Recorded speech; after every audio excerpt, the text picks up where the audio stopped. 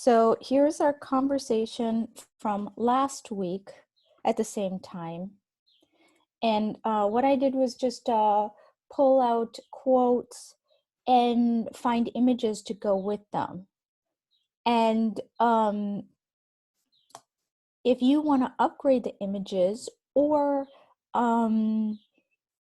change your own quote, you're free to do that to make it sound better or to correct me if I misquoted you. I try, but please feel welcome to make yourself sound more elegant or eloquent if you so want to. And you can also find new images or do whatever you want right here. Do you all see my screen and everything? Yes, I can. Okay.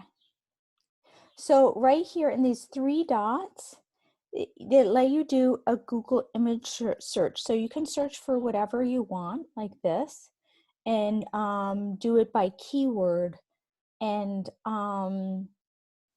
replace the image that way. Let's see, cancel.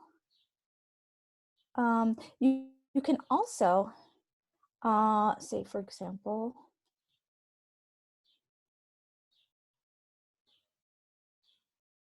you can also put icons on the board. You can find all sorts of icons, and I went in this little thing. It also has three dots, and then there's an icon finder along with a Google image search, and you could star the quotes that you like. So we get some feedback on these quotes, and I'm just going to leave some of these stars here. So you could do that easily if you so wanted to. Or we could find, the point of this is that we're trying to do this together and use it as an artifact to our conversation so that other people can come in later and see a record of these conversations and just in like 20 seconds get up to speed and see what we've been talking about and who says what, and get a sense of kind of the style and rhythm of these conversations. And so the idea here is to give people an opportunity to participate in new ways and to show some creativity. You don't have to follow this format. It's just what came out of the last conversation. So what I'm trying to do is foster, here I'm gonna stop sharing. What I'm trying to do is foster more creativity so that we can co-produce better artifacts of our conversations by us taking on additional roles. Say, for example, someone can be the poet, someone can summarize a conversation, someone can help, even in the chat, help write down their favorite quotes or give, feedback on the fly about what they're really liking. So if whether you're an audio person or a visual person, I just invite you to kind of participate in new ways and make up your own way of doing things. And that's it for now. So I also, I've been pulling out my favorite quotes and then making little Pinterest items out of those. So I actually make specific graphics for those quotes. So maybe you can help me pull out the best quotes from the last conversation and see kind of like what you all are responding to.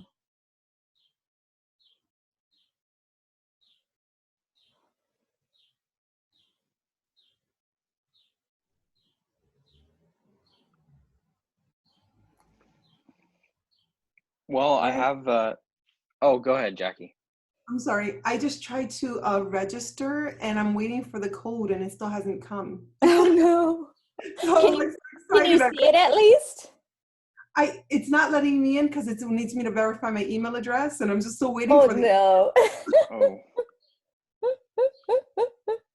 I love the idea. Thank you so much for taking that on. I love that idea. So if anyone, we've been coming up with roles of, people in conversations, and I'd kind of,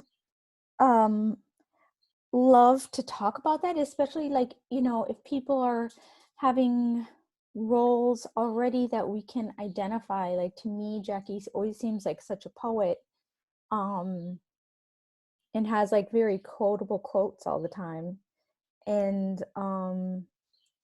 like just identifying what roles are in conversation in general and what happens here in the block party that we can identify that people actually feel, because people might fill a certain role that we notice that someone has been quiet up to this point, but the rest of you know something about someone that I don't know, because you've actually heard them talk or sing or something like that. So it's like trying to identify these things so you can kind of like go in the block party and see these profiles of people from how they've contributed and know things about them that quickly and visually, that you didn't know before.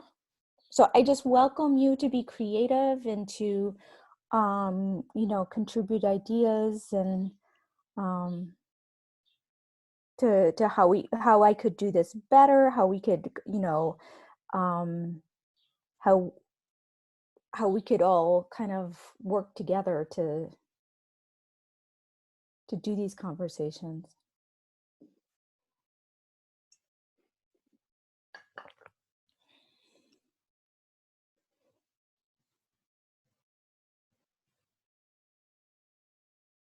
And also, if the conversation just goes into a new conversation, that's cool. I'll just be documenting it on the fly on this board, just on the side. So you can also participate with me if you want to. Could you screen share it again so that you can see? Like, can you bring one of the quotes up to show us what like it looks like? Yeah, this is my favorite one. This is my favorite image that I found, because I just thought it went, and it was my favorite quote and my favorite image. So this, I guess, would be my favorite. So, which is twisted more, the carrot or us for throwing it out? Food is commodified while women are objectified. When they don't fit the perfect mold, they're seen as less than and thrown away, literally or figuratively. So for some reason, this image just totally fit the quote, and so this is kind of my favorite, like, integrated quote with the image. that's So a good one. so some I can find really good images, others less so. But I just like to kind of like, illustrate them. So you can also really easily add movies and YouTube things. So if you want to support something that someone's said, even if you list it on the chat, or you can put it on here, and all you have to do is, if you have editing rights, you just you click on the board, and then you can paste a URL, and then it just appears like this. You can watch the movie right there. So in this one, Kushbu was talking about divine masculine energy and how it's almost like that container field in the last battle of Harry Potter, which was a good analogy, good image. Miles was talking about the origins of the word conscious.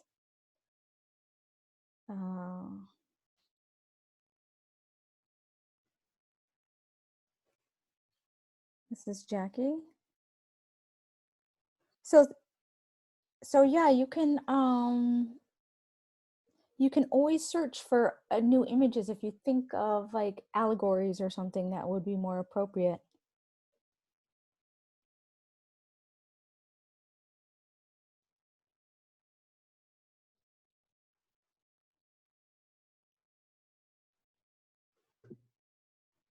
Wow, Lauren, I don't even really remember saying these things.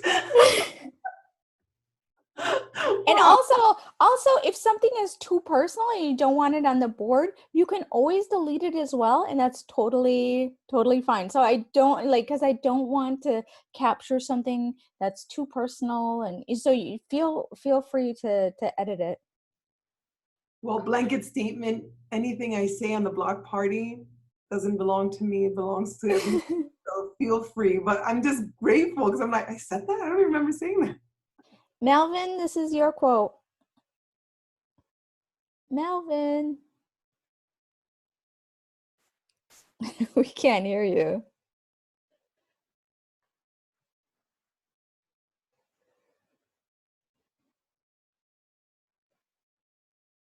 I thought this one too. I was pleased by the image, how it expressed the allegory of like men being weighed down. I'm listening, but I'm also busy. I gotta get something done. But I'm That's listening. fine. Thank That's you. fine. I just wanted to show you your own quote. Okay. I'm listening. Okay, I'm gonna stop sharing now.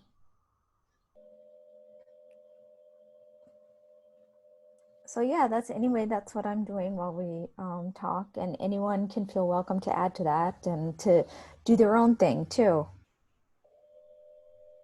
So I'd love if you could read the quotes because I'm on my phone and I'm unable to see the print. oh sure. Hang on just a second. So the rise of the divine feminine will also free up the sacred masculine, which has been repressed all this time. Melvin.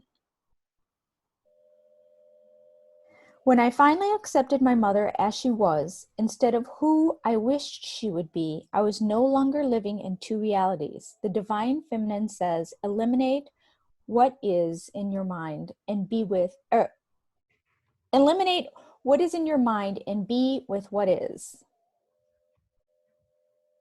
The divine feminine is a fierceness of protection, not on my watch. The pandemic is confusing and terrible, but there is beauty on the other side, and it is you. All of my pain, my suffering has been for this awakening. Jackie. Conscious. It's another way of saying that we're from the same source. So con is a form of together, and sire is to know, or like science.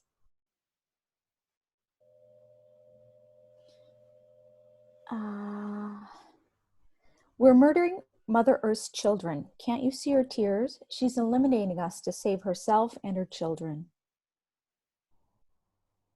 The divine feminine is a lived experience. This society systematically oppresses intuition, love, and connection that is the divine feminine. That's the voice that's rising, that's coming to the system.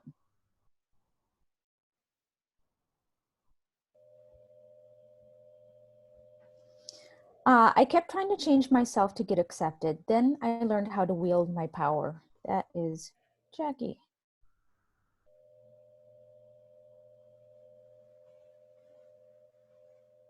We have lived in a patriarchal world where the feminine is denigrated and is denied the strength that it has. Nature, the earth, is about giving in abundance. Melvin, that's you.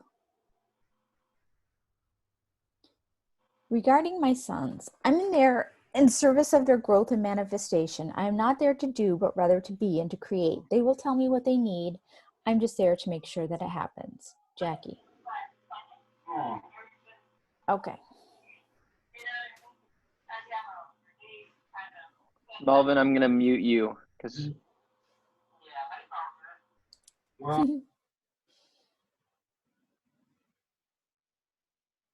Lauren, I am like so moved.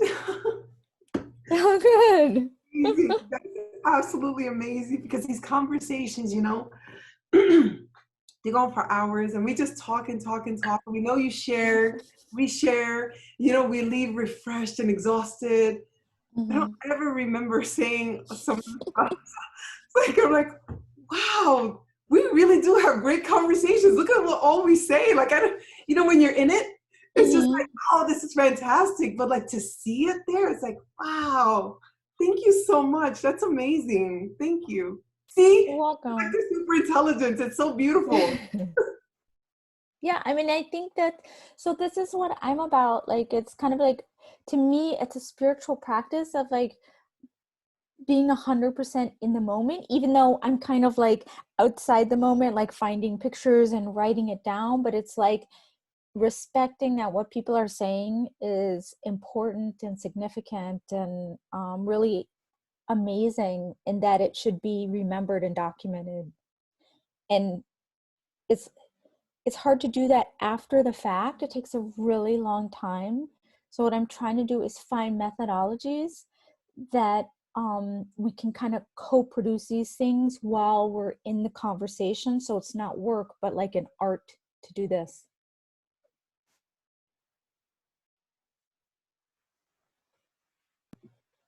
All I say is, wow, what a gift. Wow.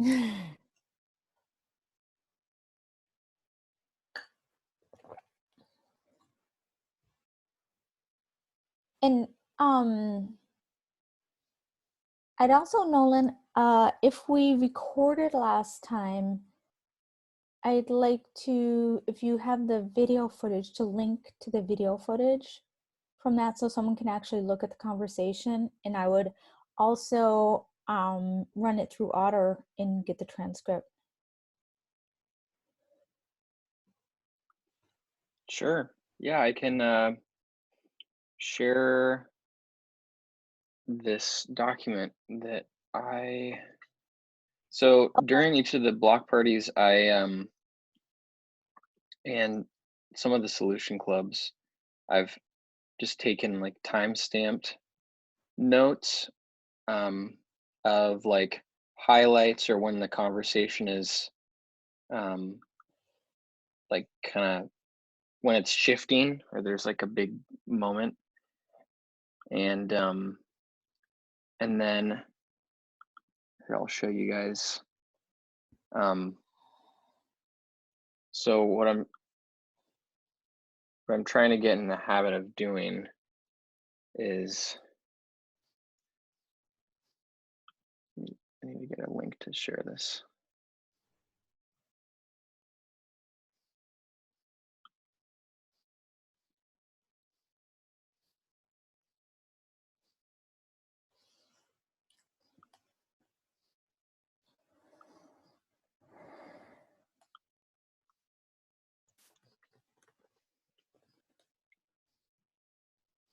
So I have the different segments here, and it turns out you can actually create links to specific parts in a Google Doc. So like, for instance, I think you were here for part 8 or around there.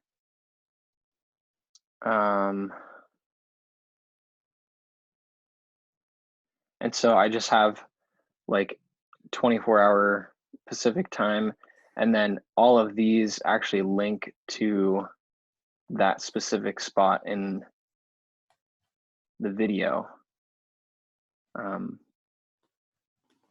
And if you can see, I know not everyone can see, but at the end of the URL, there's like there's a time in seconds, and so I would just use this calculator and basically convert all the timestamps to however many seconds. And whoops, now it's plain. There we go. But yeah, so that's what I'm trying to get a little bit better at recently, and I can share. We can use this along with what you're doing And I think that would be helpful. Oh, wow. Cool.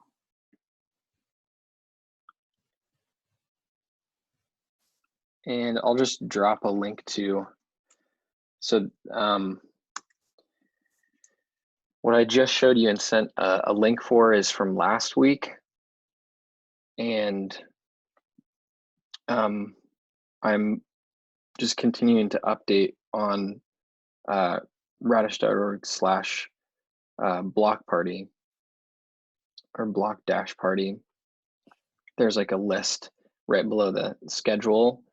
And that's where I'm going to be dumping the links for previous conversations and those kind of documents. So.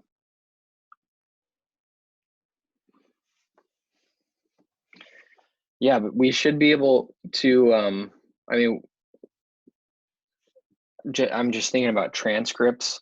One really useful thing for me has been, so YouTube automatically generates some transcripts that they don't have like punctuation like Otter does, and it's not quite as clean. Mm-hmm. But if you but it's still pretty good, and it generates it for any videos under 4 hours, I think is the limit. And that's been super useful because you can actually right under the video, you can pop up a little transcript box that's just like the transcript is rolling as the video is playing. And then if you just like Command F, you can search for what you want and then click on that and it'll go to that spot in the video. So that's something useful we can do without running it through Otter. I'm not saying we shouldn't run it through Otter, but Yeah. And honestly, I don't know who actually looks at the transcript. So that's kind of why I'm doing this, because I thought not many people actually look at the transcripts from like hours long meeting, which is why I'm trying to find ways to shorten it so that people can get this good stuff that they like without spending so much time. Because it's like, it's cool in the moment, but sometimes like, you know, watching something that's so long that you weren't actually there for, you don't get to feel that, so it's not as special. yeah, totally. Oh, that's cool that you did that.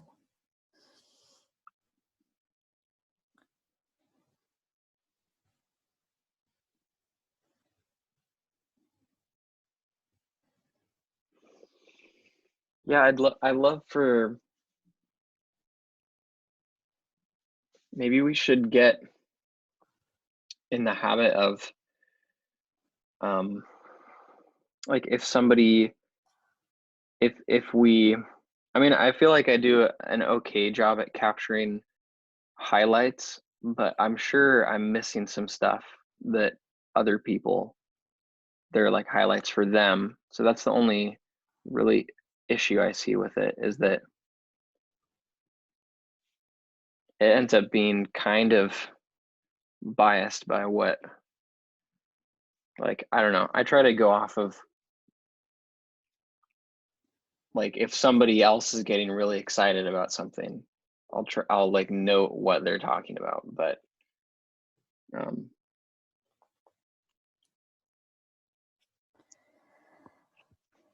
I get what you're saying, Nolan. I think I mentioned that as well. I agree with what you said there last week as well. Yeah, we all need to make a collective effort to remember the conversations that were very poignant to us or resonated deeply with us for some reason, or something that someone said that, you know, resonated or triggered a thought or a great conversation or whatever moment resonated.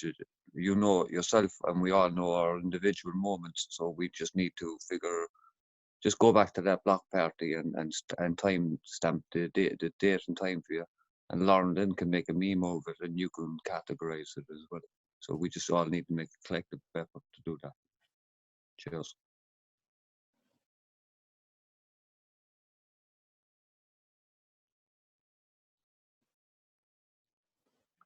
Yeah, well, if anyone wants to add their own notes to the document I just shared, or the other ones like it, then I don't know if there's an easy way to be on like a list of people that has, I guess I could put them all in the same folder and give a bunch of you guys access. But if you don't have edit access, just request it and I will and I'll approve it, and then we can start kind of getting more of a consensus that way. I think would be really cool.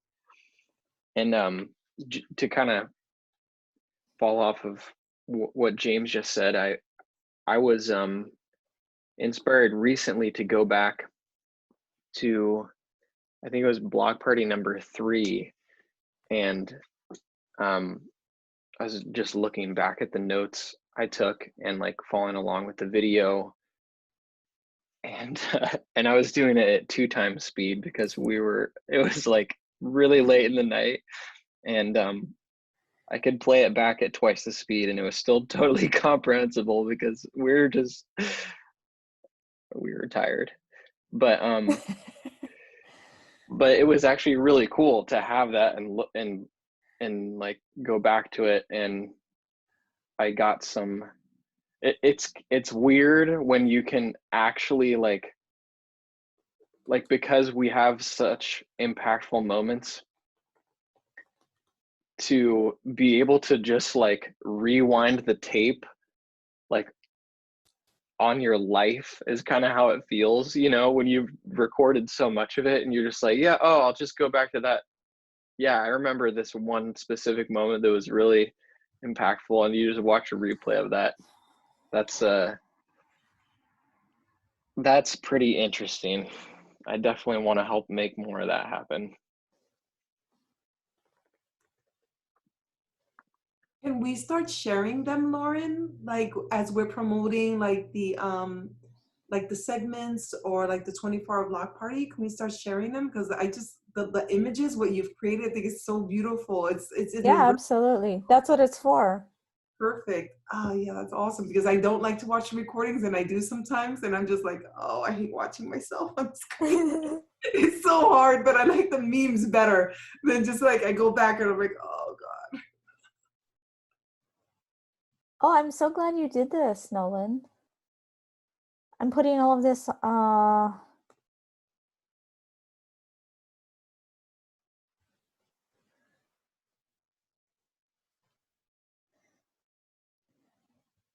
the Miro thing right now.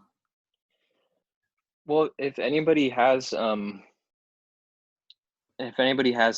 feedback, please just let me know how you think I could improve it, if it needs to be,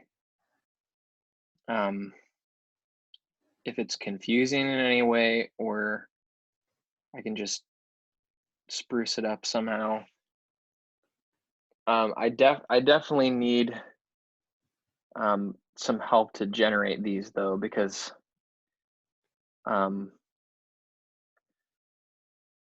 there's just a lot. We have a lot of conversation, and in the last block party, for example, I wasn't able to be there for all of it, or even a lot of it, so I didn't get to take notes for some really interesting sessions. I went back and listened to some of them and took notes then, but yeah, I don't know. Yeah, that's a lot. It is a lot for one person, Nolan. And in fairness, I commend you for even trying to take it on you as a task just yourself. So I've just downloaded that link anyway, and I've saved it to my Google Docs, and I can do share pool on my Word doc as well. So I will, if I have any problem sharing or editing, I'll let you know. But I will definitely make a concerted effort to do that now. You know what I mean? To pick out some Awesome. moments that I think would be useful moments for people to go back and look at the video, but definitely for Lauren as well with the memes, because that's a great idea. It really does resonate straight away. I also wanted to show, I'm going to share screen again. Oh, I like this one. I've waited my entire life to be in a community like this one.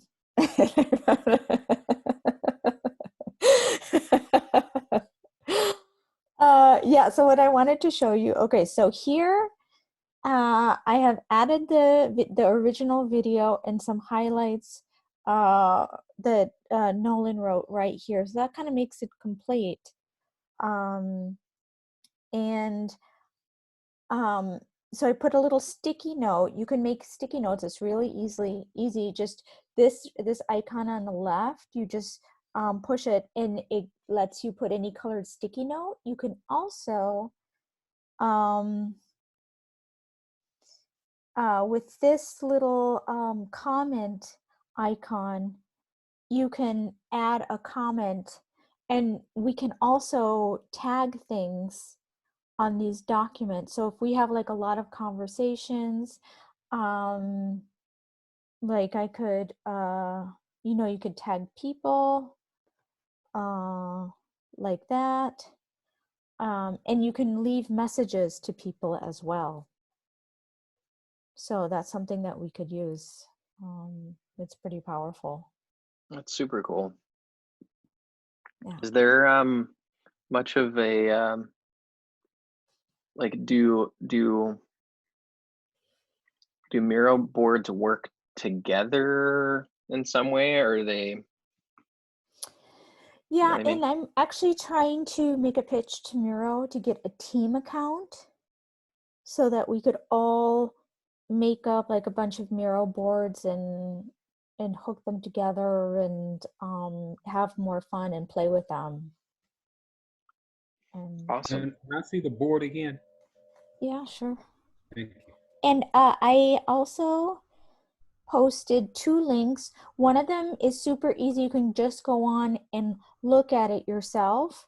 And the other one, you can, if you sign up to Miro, you can actually edit the board.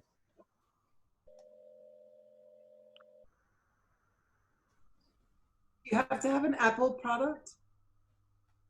I don't think so. Yeah, so here is something that's been commented on. And so that way we can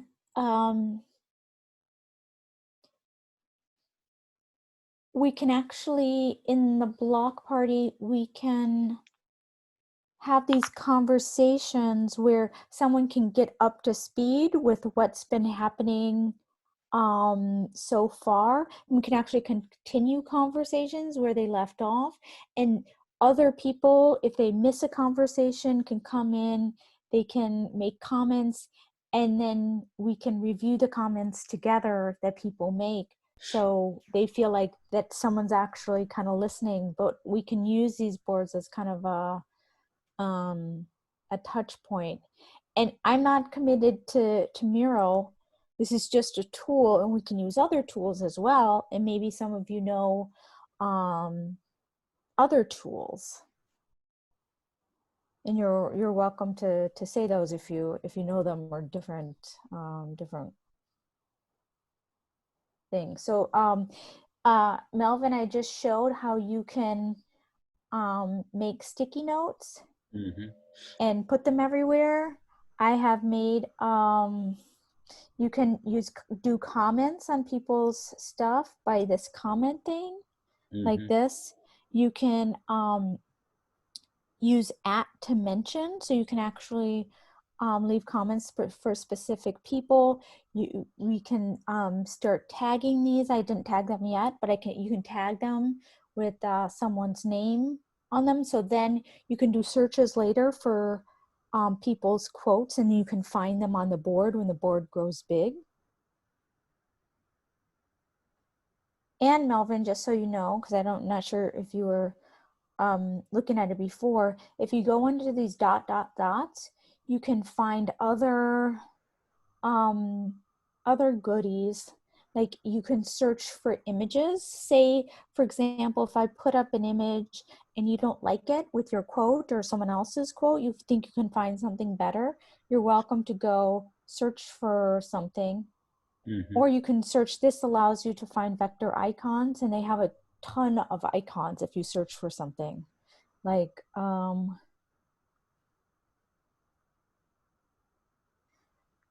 wisdom. So we could put like an owl icon on the greatest wisdom, or maybe we can find other icons for something that's funny or useful or something like that. But feel free to just make up your own stuff, because that's what this is for, to see how people use their creativity to respond to the conversation and to find new traditions of doing stuff when people feel like they can have ownership of it. So it's not like my thing, but like this is our thing.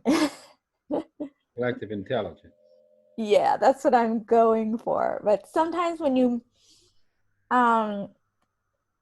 it's hard to actually make people feel ownership of something. It's not always as easy as just like, oh, you can do something on this board. People don't always feel that way, but if there's some way I can make you feel that, so it's like you really believe it. Let me know. Well, I like it very much, and I like how you design it so that people can put their input in there with images, and can improve on, like you said, if they think. I like that openness, transparency in it. And I guess I'll be talking to Jackie, because Jackie is my go-to person, because I barely know how to work a mouse.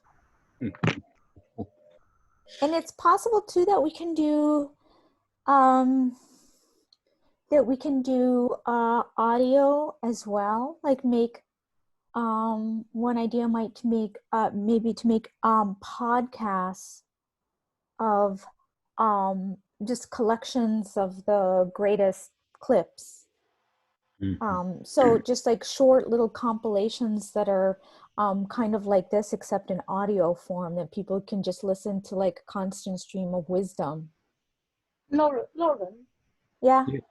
I like making folk tales.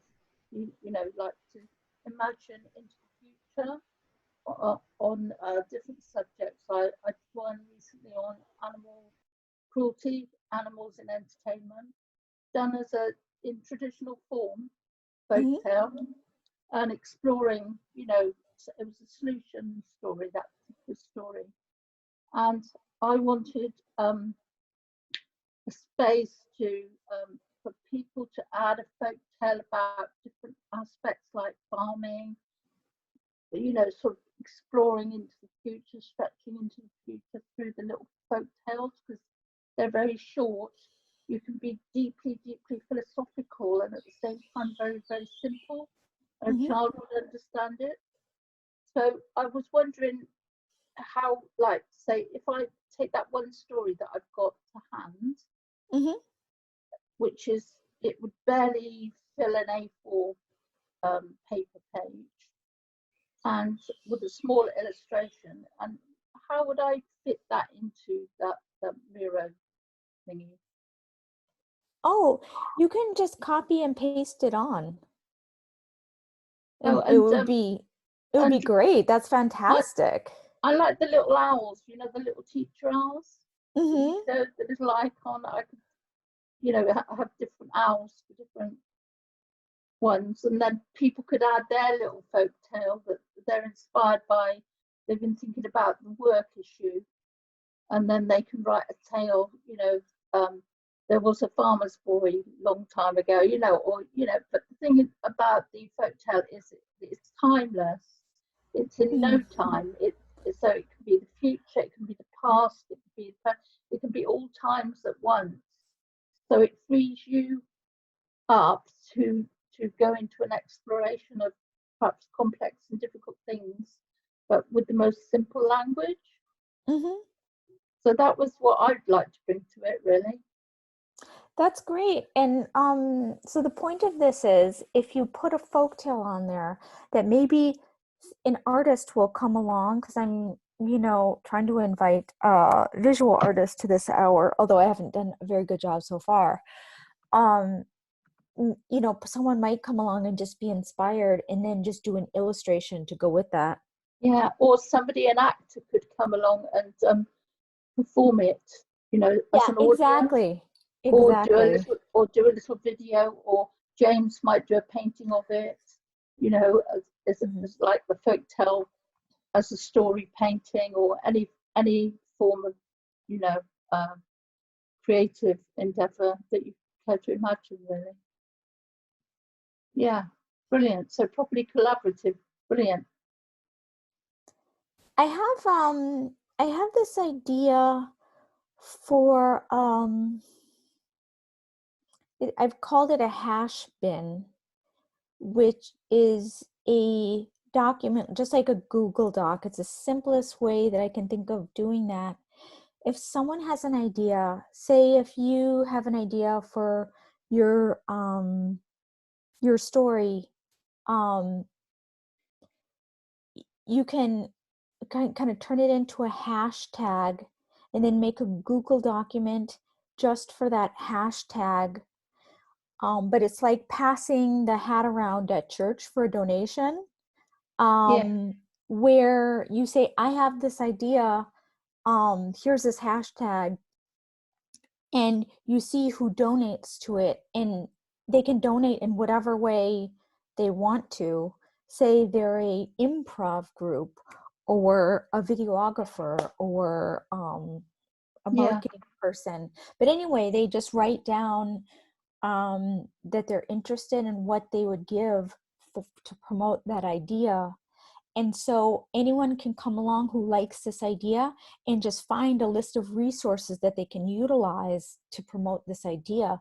So there can like extra layers of creativity around this idea. So someone interested in this idea who has like no money or something can still find resources and people who are willing to give to that idea, so that they can kind of build on that. And it's just generating resources when there was none before. Yeah, like a real gift economy. So people are literally bringing their gifts to it and adding to it, and maybe giving birth to their own gift by bouncing off one aspect of it and making a separate baby, if you like. Mm-hmm. And I mean, I think these things will eventually grow into real economies. Like some of these have the potential to actually be their own currencies and be really powerful currencies. Like I actually think that some of these will become like $1 billion ideas.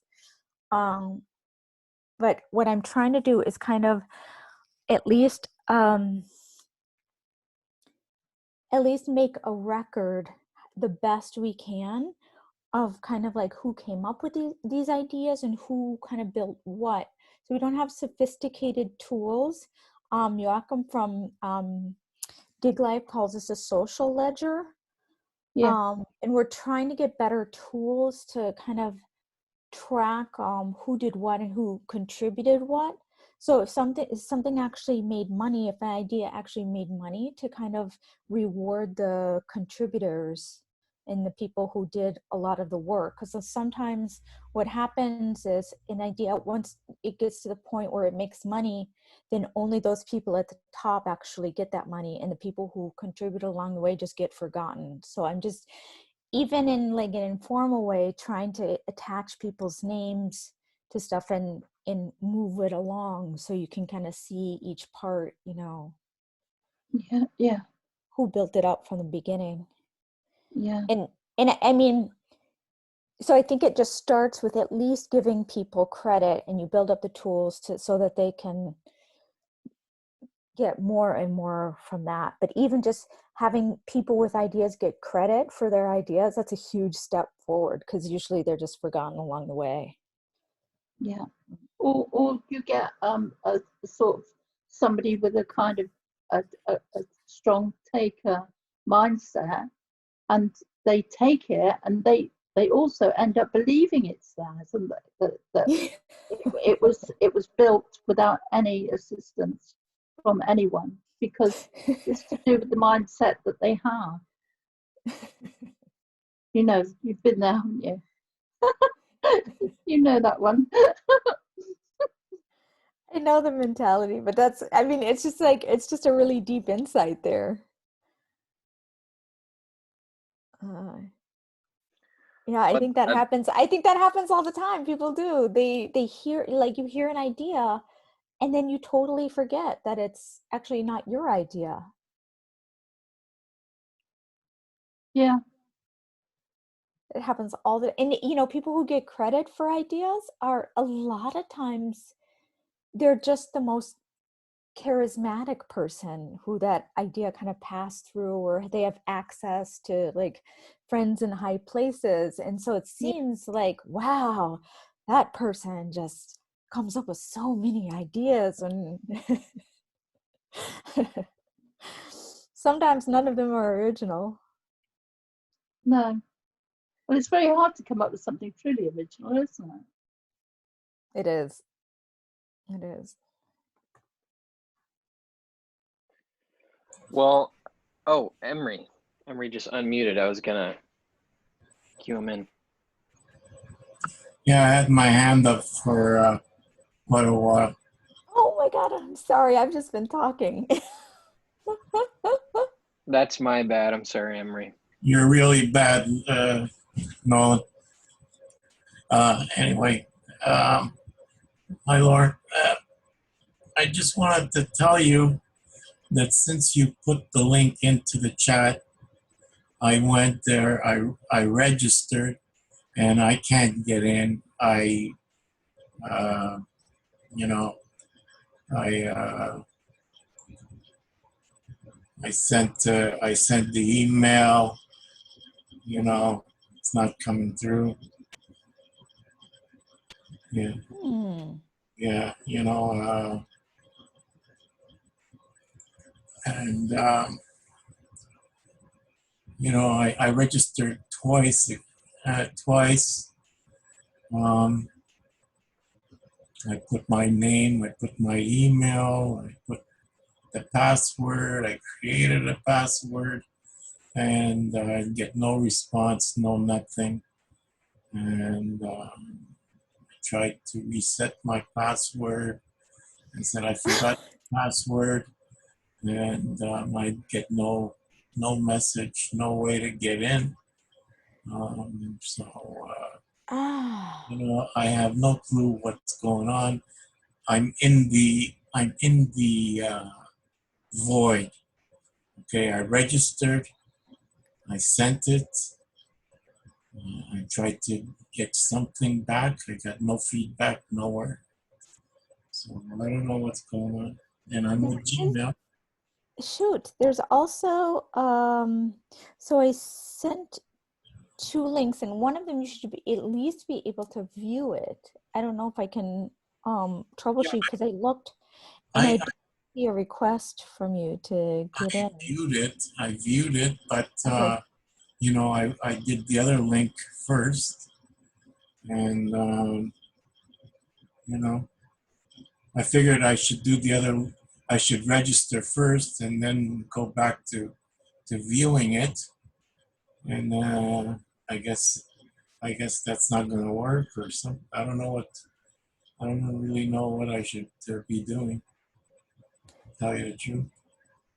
Imre, did you get the email verification that it says we're going to send you an email to verify your email address? Did you ever receive that email? Yeah, I showed it to you here. This is what I got. I didn't even get that. I didn't even get the email. Like, it says we're going to send you the link, and I never got the link. And then I went on my phone, downloaded the app, tried to register and it said the email was already used. So I'm like, but I never got the verification email from the other one. So I don't know what's going on. I just say, you know what, everyone's asleep. I'll wait till tomorrow. I don't know. So Jackie, you couldn't get on either? Ah, I could view them, but the link to register, when I went on here, I did it from my laptop and it said it's going to send an email verification. And I did, I checked my okay. email and then I went on my phone. I said, well, let me see the app. So I downloaded the app. When I said, oh, maybe it didn't register. So I tried again and it said the email address was already used. Oh no. Oh, I didn't want it to be so difficult to use. That's so frustrating. Well, hopefully that email is just coming late to you. Or I wonder if it's in the spam folder. Sometimes that happens. Well, look, this is my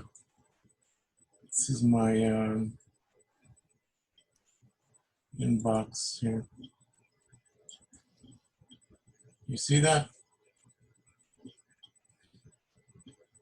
Nothing. I refresh. Nothing. Do you have a spam folder? Where is that in Gmail? I've never had any issue. Never had any issue here. Where would I go? Do you have any idea? Anyone know where their spam folder is in Gmail? I think it's under more at the bottom. If you scroll down there. Yeah. Or you could also search for it, I think, and it would come up. Spam? Where do I type in? Miro? Ready? Miro? Um, I'm gonna say good night, everyone. It's after 1 a.m. Wonderful to meet you all. Thank you so much. Bye, See you next time. Nancy. Bye. Night, Nancy. Bye. I typed in Miro, I got nothing.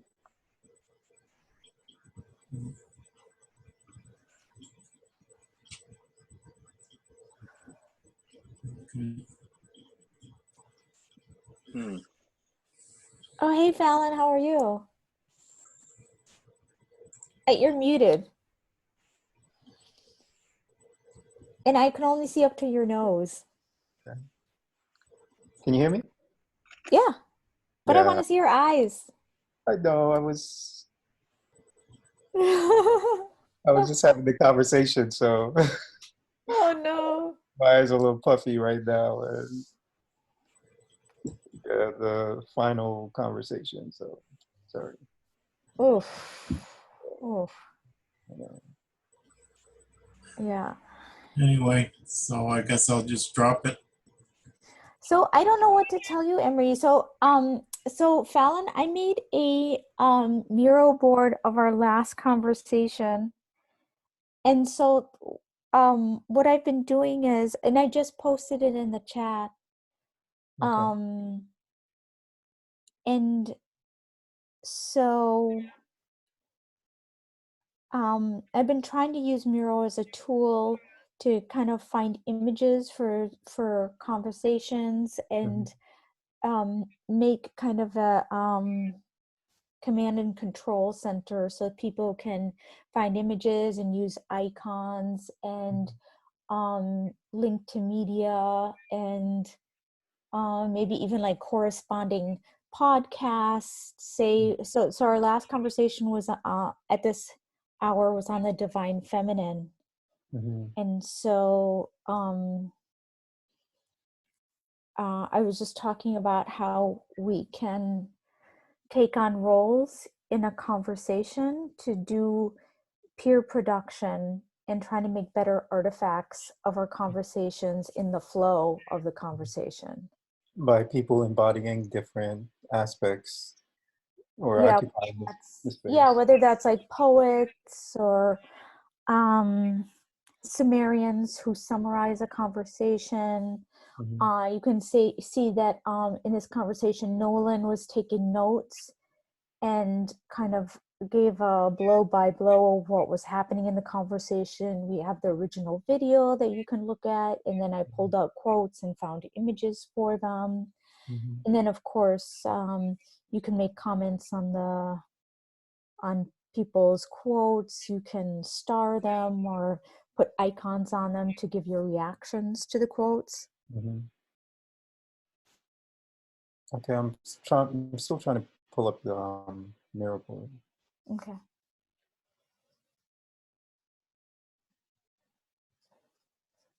Hello guys, I'm Phalan. Yeah, this is a good friend of mine, Phalan, who's super talented, and he does about 1 million things, among it which he's an artist, and he designs technology, and I there's so many things I can't even name. So yeah, it's nice to have you here, Phalan. We go way back from Brooklyn. So Jackie is a New Yorker by birth as well. Right. I didn't know you were a New Yorker, Lauren. What? Yeah. I actually grew up in Minnesota, but I lived in New York before moving to Europe. I lived in Park Slope and Crown Heights, and I lived in Harlem for a quick minute. It's my only stint in Manhattan. So. Well, welcome, Phalan. Hello.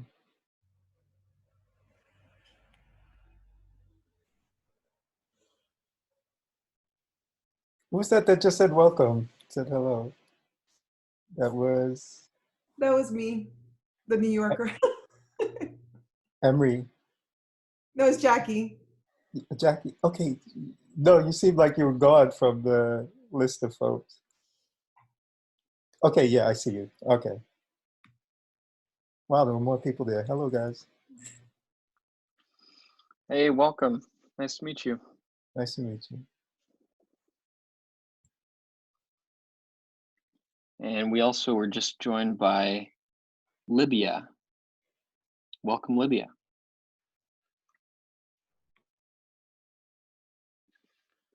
So Fallon, I just wanted to say, sometime during this conversation or sometime I'd like to see, you were talking about a new graphic program that you were using. I don't know if it was Blender or something else. Yes, Blender. Blender. Oh, you guys want to see what that looks like? Sure. Oh, no. I don't know if that's what you were asking. Yeah, I mean, if you want to show, I'd love to see what you can do in it, because this is I'm kind of like hosting this hour as like how do we visualize conversations and different ideas for us to play and to actually use art and that'd be cool. be artists. Yeah, be artists, right? Yeah, let's mess with Blender. Yeah, that sounds like, or we can just do to visualize conversations, either Miro, if we were on Miro before, or in Blender. I'm trying to figure out if there's something that I could use that is shareable, like Miro is, that I have loaded here.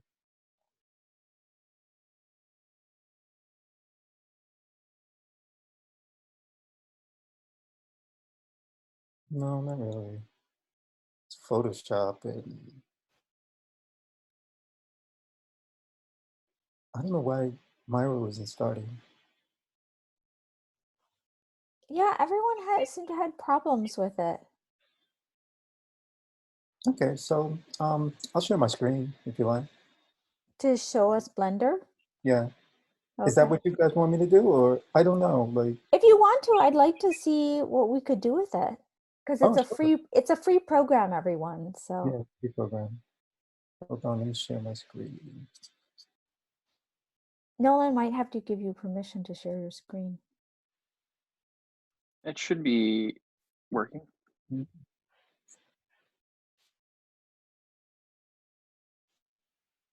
Okay, I'm there then. I'm on the right one.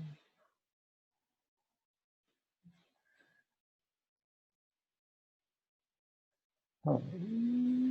to.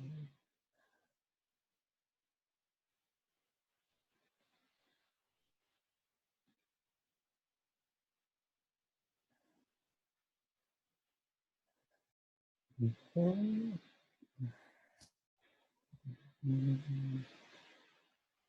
Yeah, it's fine. Can you guys see my screen? Mm-hmm. Okay.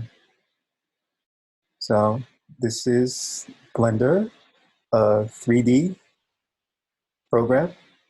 Mm-hmm.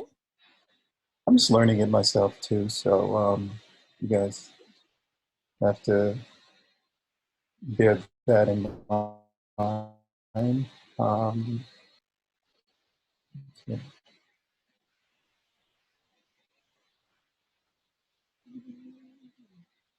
Well, it's a free 3D program. Yeah, it's a free 3D program. Yeah, you can actually do animation on it also. What drew you to it? I'm UX design. I'm I'm designing in augmented reality now. So Awesome. yeah, so that's kind of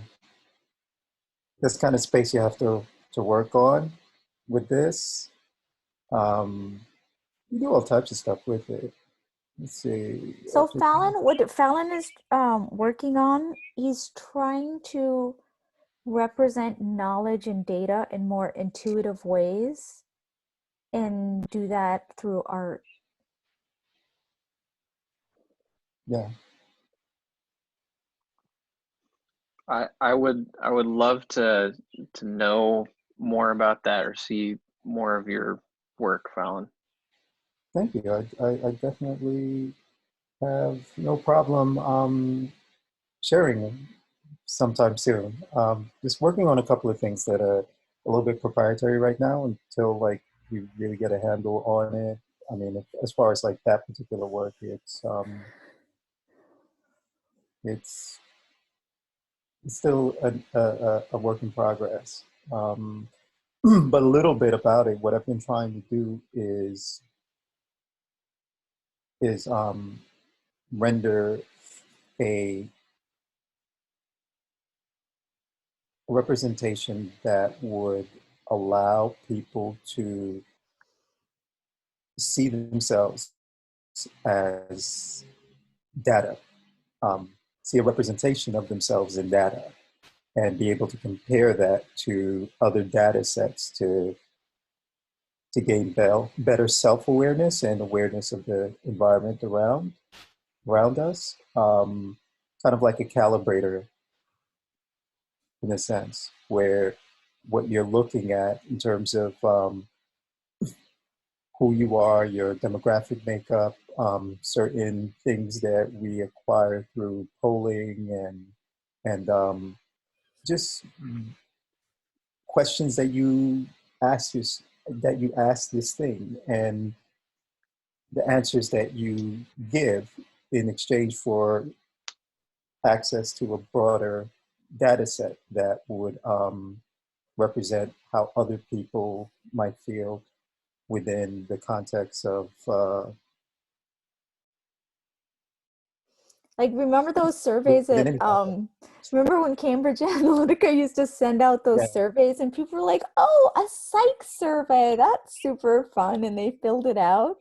And then Cambridge Analytica was able to like um um use this extrapolate. data to place people within their own Cambridge Analytica had this political framework. So they're like, okay, so based on this psych data, how can we Manipulate you. generate, propaganda to manipulate you into voting a certain way. So what Fallon is trying to do is to kind of like place this power in the hands of people to use it for themselves, to see, to kind of take control over that and to see themselves and their relation to others in terms of like their beliefs and how they compare to other people in a variety of ways. Thank you. You explained it beautifully. It's really interesting because like just seeing it in terms of the art and I'm a writer and I usually have like a hard time like calibrating how I explain certain things to certain people. Yeah, Lauren will tell you that all the time. That's a bit of an issue sometimes. Uh, uh, Yeah, uh, go ahead. Imre speaking. I found I'm an artist, 65. I see this blender thing, and Good night, Jackie. Sorry, Emery. I'm not registering exactly what I'm supposed to get out of it. Oh Like, no, like how does one even? Yeah, I mean, I've tried Blender and it's just a mind boggle. oh I mean, you if don't you like make things a little bit easier, for people, I don't know. You're going down the path of Blender here.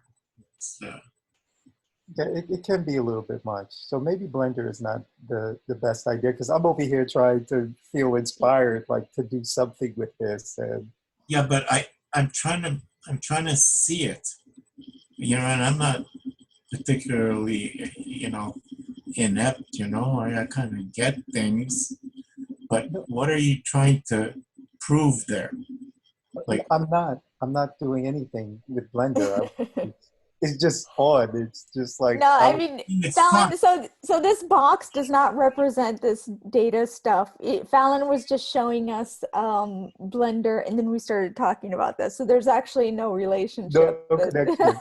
There's no relationship whatsoever. So That's maybe great. I just thought he stop was sharing modeling your me. screen for Wow. now, Phalan.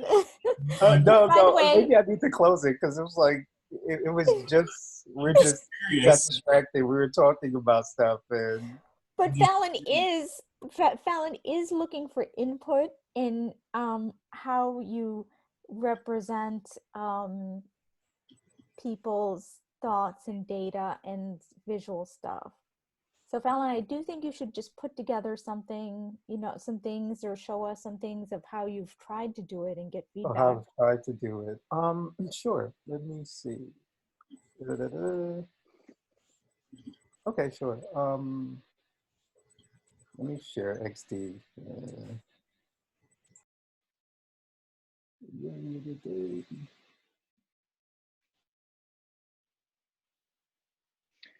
I appreciate you just jumping in here and sharing with us. Yeah, It's no awesome. problem whatsoever. Yeah, let me try this. Da-da-da. This is a sketch, an older sketch that I was working on.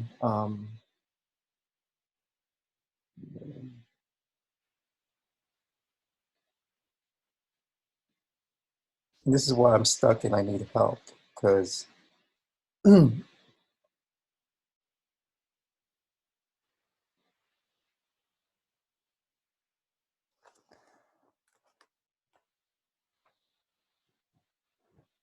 this is a menu buttons over here, and still assigning certain things to it. But this is a phone that someone is holding and looking out into the world, and you get a little alert that this is someone who is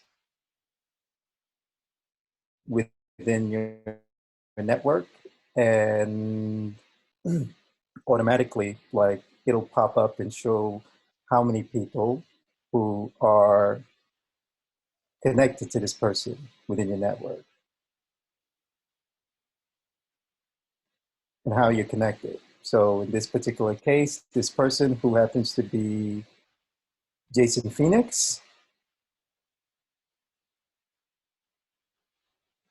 is a visual artist, and he is connected to one person, which is a L1 connection, and 8 people who are L3 connections. And I've been playing around with this whole mesh thing, and like these little dots, which would represent kind of like people within networks or people within networks, and light up in different colors. And the same configuration I've been trying to use also to organize data and visualize it. I've been playing with like the bubble idea, but I feel like the bubble idea is a little bit limited. In the 3D space, it might work, but like flat, it's a little hard to navigate. And I've been thinking like, okay, well, what would people feel comfortable with and not, just this thing, like not all of this information that will give you like What's the a, difference between an L1 and an L3 connection, and why would you label them that way? okay, L1 is a level 1 and L3 is a level 3 connection. So they're cascading um, security filters. So if somebody is on your L1 connection, Mm-hmm. that means that they are a little bit closer to you, like your family or something like that, or your close friends, the closest people who might have unfettered access to your data, or parts of your data with the least restrictions. I mean, I would just represent that by like a thick line instead of a weak line. A thicker line instead of a weaker line. Yeah, like a L3 could be like a dotted line that's gray, and L1 is like a black thick line. Hmm. Yeah, what I actually did with the L1s was I just did the dots, I did the dots and then the blue dots. All of the blue dots are the L3 connections, and then the one orange dot is the L1 connection. And this kind of shadowy blue thing kind of shows that there's some kind of connection. I didn't want to confuse it too much, with the Yeah, I line. mean, I just think that naturally, like the kind of UX convention, like what Kumu is doing. Kumu's have you ever used it? It's a mapping program that shows social connections or whatever connections you want to map, but you can do social connections on Kumu, and they've done it that way. So the stronger connections you have with someone or that people have between each other, you see by like a thicker line, and that means your connection to them is more direct, which I think is the kind of like the mental Kumu, how do you spell that? KUMU. Maybe, maybe, So they have so now what Ben Roberts has, oh, I should find it and show it to you all. um um Robert Best knows how to manipulate it really well. So Ben Roberts from Now What has made this pretty complex Kumu map of all the people kind of in our field in collective intelligence and complex systems, like all the kind of like hippie people around, and like Naomi's on it. And Kumu lets you see how people are connected and the strength of the connection between them. And then so you can see a bunch of people, but then you click on a person and it shows, you can make it so it shows just their connections or your connections between them. Yeah, and that's kind of like what I wanted to do. That's exactly what I wanted to do, and I was trying to figure out like the best way to actually do that didn't that'll be simple for people to understand, and that can be accessible on your phone, and you're able to manipulate it in 3D. I mean, those are all the criteria that I was kind of looking at, and that I'm still thinking through. Yeah, I'm still thinking through it. Question. Sure. Yeah. you're a very talented fellow. I like what you're doing. But I guess I could ask, are we trying to build like a better Facebook or something? Like as far as connectivity goes between each other? I mean, are we trying to find something other than, let's say, Facebook, just for the lack of anything else? I mean, if I want to compare a connectivity feature that exists, I mean, the possibilities of being able to connect are quite vast when it comes to Facebook. But, I mean, one has to go in with the intention of being, first of all, connected, right? If you have no intention of being connected with anybody, you're not going to interact with anybody. You're just going to float around in the internetosphere doing your own thing. I mean, you're trying to create something where, L1 and L2, L3 connections are going to be there. It's going to be visible, and you can connect at your own desire, right? But at the end of the day, I see it like this, people have to have the intention of going into it and actually connecting with people. I mean, that's the bottom line. Yeah. There are a lot of people with a lot of talents and abilities, right, to solve a vast array of problematic things. Okay, but let's see them get together. I mean, they probably are getting together in private or something. But as far as the platform goes, I don't know. Yeah. No. I kind of get what you're saying. Let me just finish off by saying, there's a really nice fellow, Brett, sorry, with the Nolan, with the Holon. Warshawski? Yeah, and he's done a tremendous amount of work in trying to get this thing going, and he's been crying out for IT people such as yourself, perhaps. You seem to have quite a knack for this type of creation, like to get together with him, help him on that project. I mean, like, that's the connector.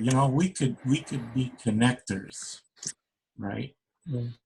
We could connect people that we meet with other people, and we could see that they should have a conversation, because they together can combine their talents to to create something greater, right?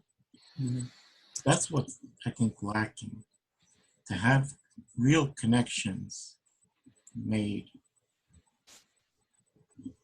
Yeah, I'm very thankful for people like Lauren. As long as I've known her, she has been that type of connector. She kind of stands at the crossroads of so many different intersections, and she kind of like air traffic controls talent and intelligence, like to these little nooks where people just end up talking and become like best friends, so she's kind of like the matchmaker of intelligence sometimes. And yeah. I get exactly what you're saying, and that is very necessary. I think that's going to be vital going forward with with everything. Um, yeah, collective intelligence with just people networks, with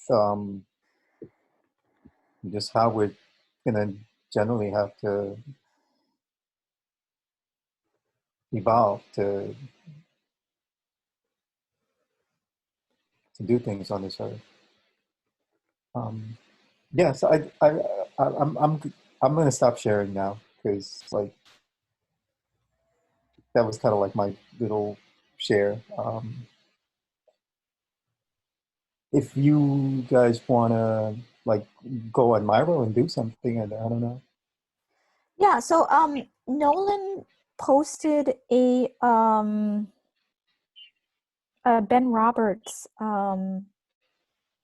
thing on Kumu. I don't know if you want to show it, Nolan. But basically, Ben Roberts has done a lot of work on kind of doing what Facebook does, which is doing these network graphs of who knows whom and how they know each other, what their social connections are. And so there's a tool called Kumu, a mapping tool that allows people to fill out surveys like Google Forms, and then it automatically directs it into this Kumu software that shows it visually. So you can see within our social network who knows whom and how. I'm trying to pull it up here, but it seems really slow to. Yeah, it was slow for me too. Who's on the East Coast here? Is everybody on the West Coast? I'm in Washington State. You live in Washington State. How about you? You're on the East Coast?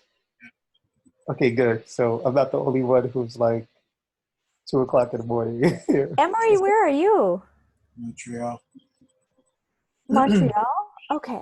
Okay. Yeah, you told me that last time. It's almost 2 o'clock in the morning, so I'm a little slow right now. I'm still rocking with you guys though, you know. Jackie, where are you again? I'm in Arizona. Oh, okay. So is that Pacific time or Mountain time? Right now we're in Pacific Daylight. Okay. Which is almost 11 or? It is. I believe it is. Yes, almost 11. I lost track of time. I've been on since 9, so. I'm getting the Kumo. I'm getting the Kumo now. Oh, I forgot. This thing is like the 20-hour thing, right? Yeah, 24 hours. They're totally nuts. So I it's don't just even know how they do on, it. and like whoever like comes on just comes on, right? Yeah. Are you? What? You guys are not recording this, are you? Oh, you are recording. Yeah. Okay. Yeah, we are. I'm sorry. I should have announced that when you came on. I need to get used to that. I thought that You guys might want to edit my part. Well, if you seriously like at any point have a problem, then it's absolutely you're Oh, no. everyone has the final word kind of thing. So It gets on onto Twitch anyway, right? Oh, he's still streaming to Twitch. yeah, we are streaming to Twitch. Oh, you guys are streaming. Yeah, so I thought it said like when you come on, I thought it says you are being recorded. I thought Zoom did that automatically now. No, you didn't. You didn't get a message? I didn't get a message. I mean, it was still Okay. oh, I didn't get it. You know where it went to? Oh. The minute I jumped on, it didn't automatically bring me to the Zoom page. It was loading in my browser, and I had to actually go to my app to start it. I don't know if something got switched up over there or something, but their stuff is a little glitchy, so I wouldn't be surprised. Yeah. Yeah, bouncing back from the native African. Have you noticed everybody getting into the Zoom game now? Yeah, everybody is. With Facebook. Yeah. the meeting with the rooms and Gmail, now with the meet. You know, Yeah. everybody's getting into the game. No, everybody is. Everybody is. Pretty soon we're gonna have holographic meetings with people. Yeah. There are people working on that stuff now. I always said this video is the biggest thing. It's the most powerful. It's the absolutely most powerful tool. Is video. Yes. I mean, let's face it. Are any of you artists? I am. You are. What's your medium? I'm a writer. You're a writer. Awesome. I write poetry and stories. You write poetry and stories. Beautiful. Yeah, I worked in journalism for a bit, No. quite a lot of years ago, but I didn't want to stick around in journalism. I'm too lazy. I like short forms. Maybe you could share one with us today before, I'd love that if you could. Yeah. Yeah, shall I do a vegan feminist poem? Yeah. Okay, so I'll just, you carry on talking, I'll just go and retrieve one. Where are you from? Where am I? I'm in Brooklyn, New York. I'm in Brooklyn. Are you in Brooklyn or are you from Brooklyn? No, I'm in Brooklyn. Yeah, I'm actually Brooklyn. I'm actually a writer too. Yeah, I write screenplays.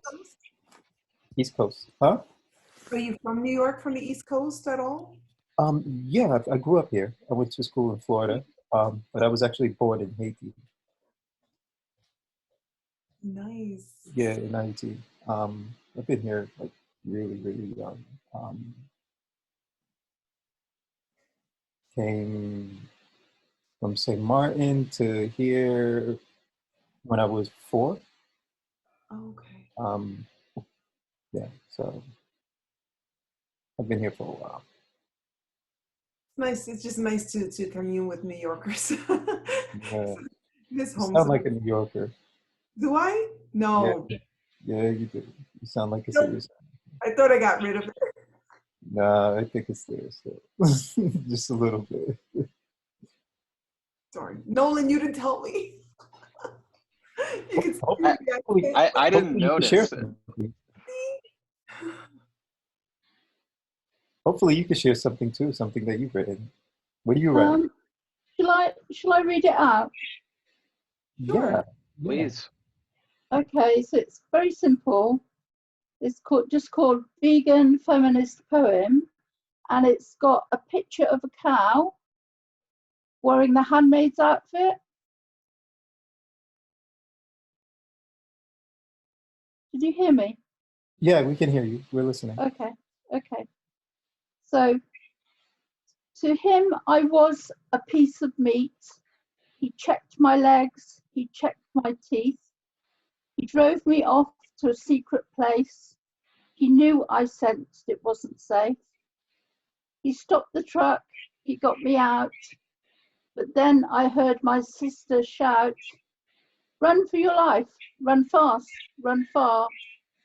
He's brought you to the abattoir."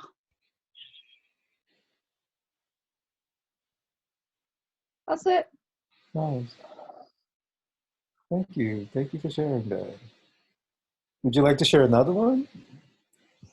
I've got one about preppers. Let's have a look. Let's see if I can make it bigger. I can't see it. No, I don't think I'll share it because it's too small, the text. But yeah, so that was the vegan feminist poem. I'm into intersectional veganism. You said what kind of veganism? I came to veganism. I was a lacto-vegetarian for, since 1920, something like that. But when I turned vegan, my way into it was realizing that the cows were, I took a feminist viewpoint, and then I couldn't drink the milk. Okay. I saw it as a justice issue, and that was my way into it, if you like. It wasn't really the health thing. When I became a lacto-vegetarian years ago, I'd actually seen a television program that was very hard-hitting about how animals were treated on farms, and I literally became a vegetarian overnight and educated myself a little bit about it, but I'd never gone the whole vegan route. But once I realized that, that the cows were being molested and they were like the handmaid's tale, then that was my doorway in, if you like. And so I found, as part of the journey, I found myself writing little vegan rhymes about, I was explaining it to myself through the poems.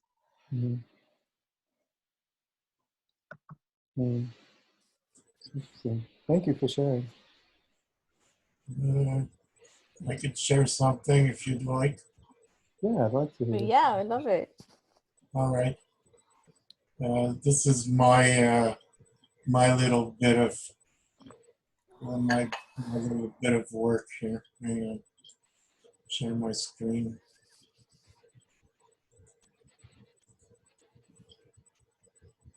You see the screen? Yes.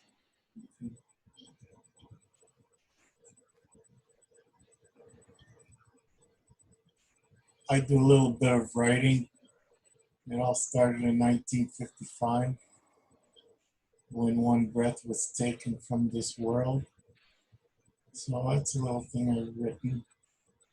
Written for wonders of the world. I'm into liberty. Liberty cherished is a freedom expressed. When you express it with love, it's liberty for all. Fucus Coria Minus Extinct is like a fictitious character who's, big thing is Fukushima and its after effects. Piano too precious. I do play the piano. It's some of my artwork, stained glass. I love Bob Dylan. He's wicked. He rings them bells. A little bit of mucha. And the reason they call 9/11 ground zero is because it was nuclear. Ground zero. This is the last big project that I Oh my gosh. before Wow. That's impressive. in Montreal. It's a huge thing that I did back in 2007. That's beautiful, Imre. It's called Eternity. That's beautiful. Where is that displayed, Imre? Where is it displayed? Here in Montreal. But where? Is it in a gallery? Where is it? It looks like a funeral. window. It's a funeral home. Oh, wow. So it's Sunset Upon Humanity. And it's a little bit of a piano creation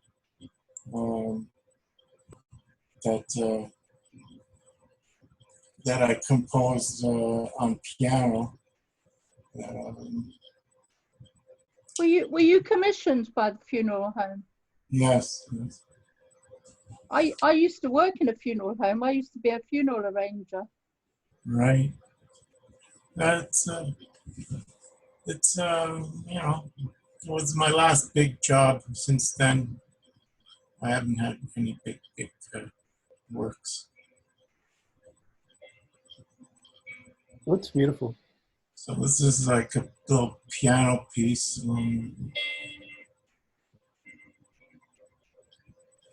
That's the corner of it. The audio is not coming through clear. I think if you want to share audio, you have to. I'm going to shut that. But this is another piece, stained glass work. Beautiful. Who are you influenced by, Imre? Pardon? Which artists have you been influenced by? I mean, I kind of did my own thing, really, but I guess Frank Lloyd Wright, Mucha, did a lot of that, Lubers. There's so many, Leonardo da Vinci. I had my own studio for a number of years. And that's my motor home that I lived off grid. Lived off grid for about over a year.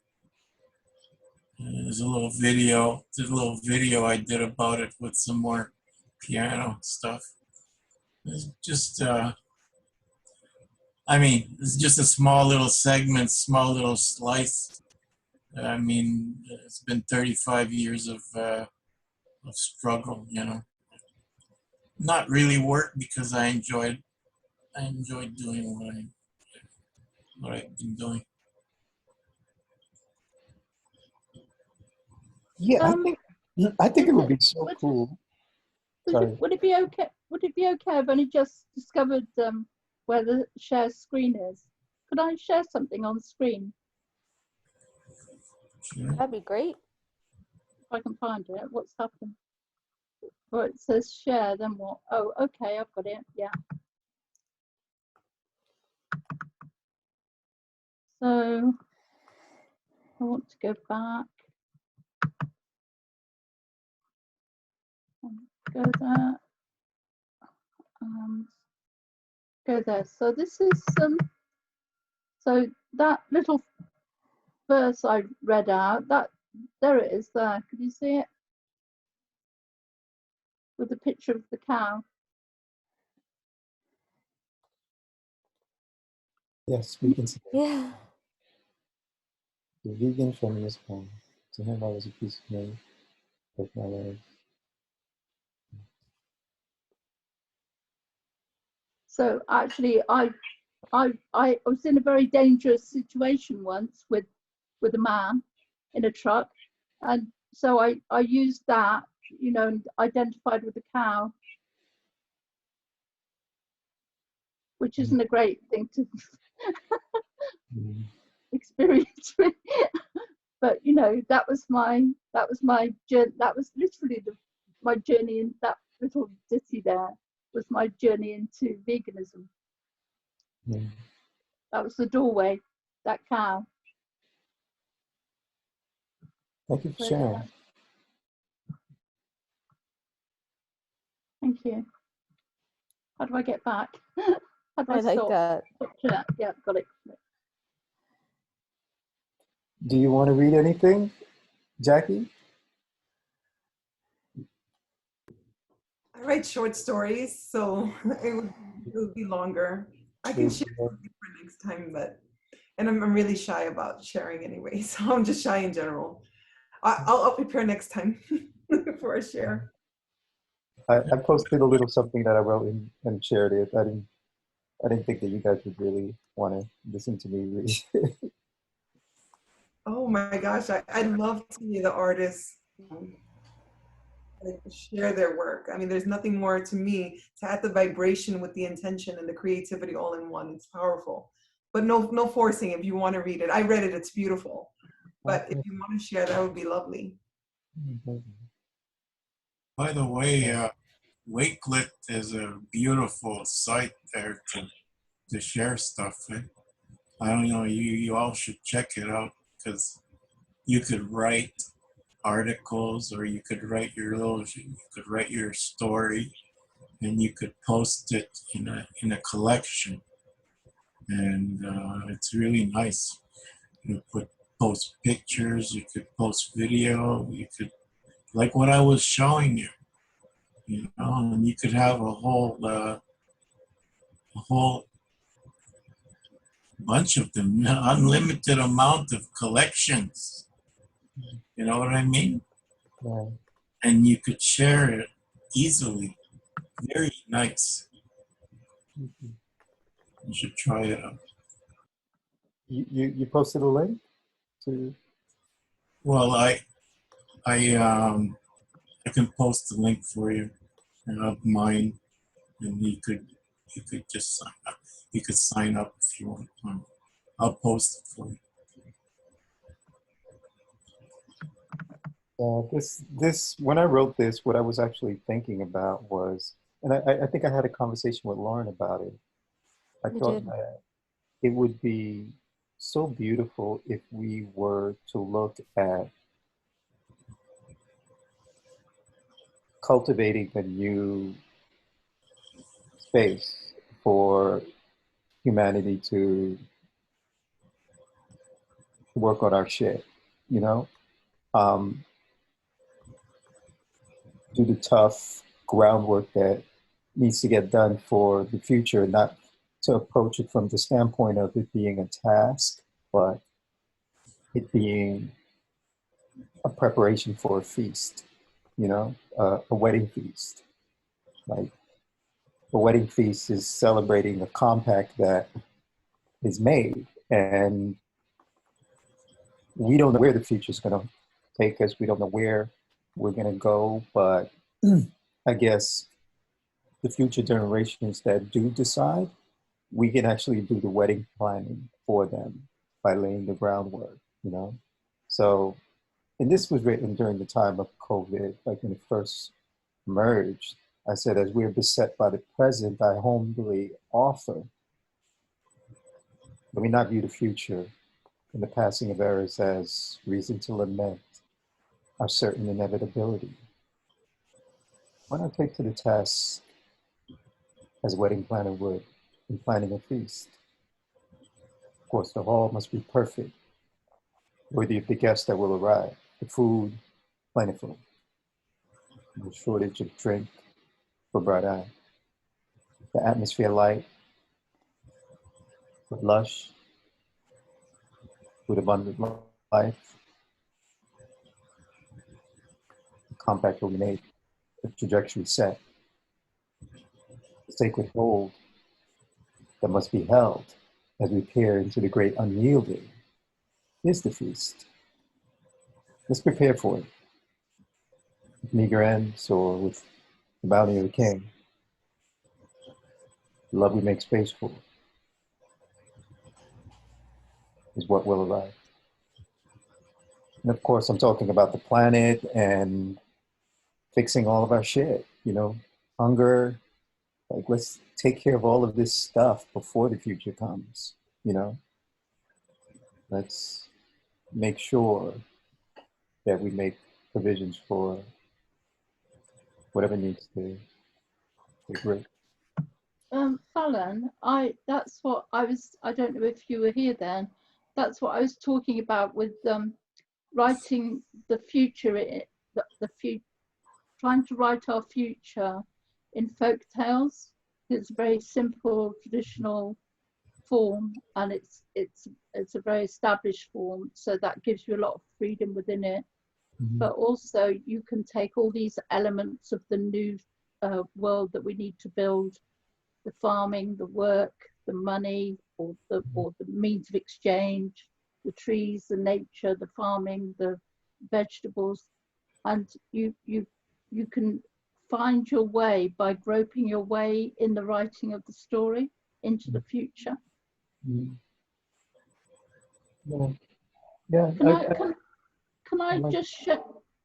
Can I just share something else? Because you asked for another one. It's very small, and I will just find it. Is your name So Fasrus, is that just something that comes up on Zoom? What's her name?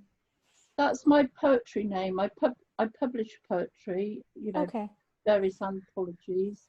So that's my poetry name. But I can't seem to find. Sorry, I can't seem to find what I'm looking for. Oh, here it is. So this was another. I don't know whether you can see it because I've got the. Can you see the sheep? Yes, we can. But on my screen, pictures of you are on top of the sheep. So how do I move this sheep along?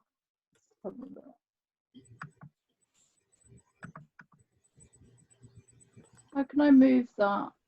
So you should be able to move us by just dragging. Just dragging you across. Oh, you're not going. Oh yeah, there we go. So there we are. That was another little going into the world of veganism. So little babyish poems.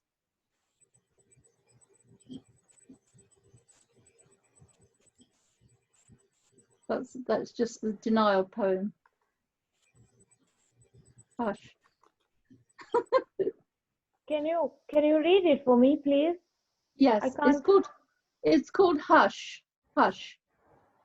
Hi, Kushbu, by the way. Sorry? Oh, hi. Yeah. So it's called Hush, and it says, in the temple of meat, the food had feet. We all felt raw and closed the door. Oh. I'm lazy, Wow. so I like wow. very short things. Well, good that you are lazy in that. It's a blessing for us. Thank you. Nobody's ever said that. Thank you. Well, I did it today. Yeah, because I have been really interested in meme culture, and you are perfect fit for it in this case. What culture? Meme culture? Yes, memes. Yeah, good point. Yeah. Like, you are a perfect person if you want to, like, if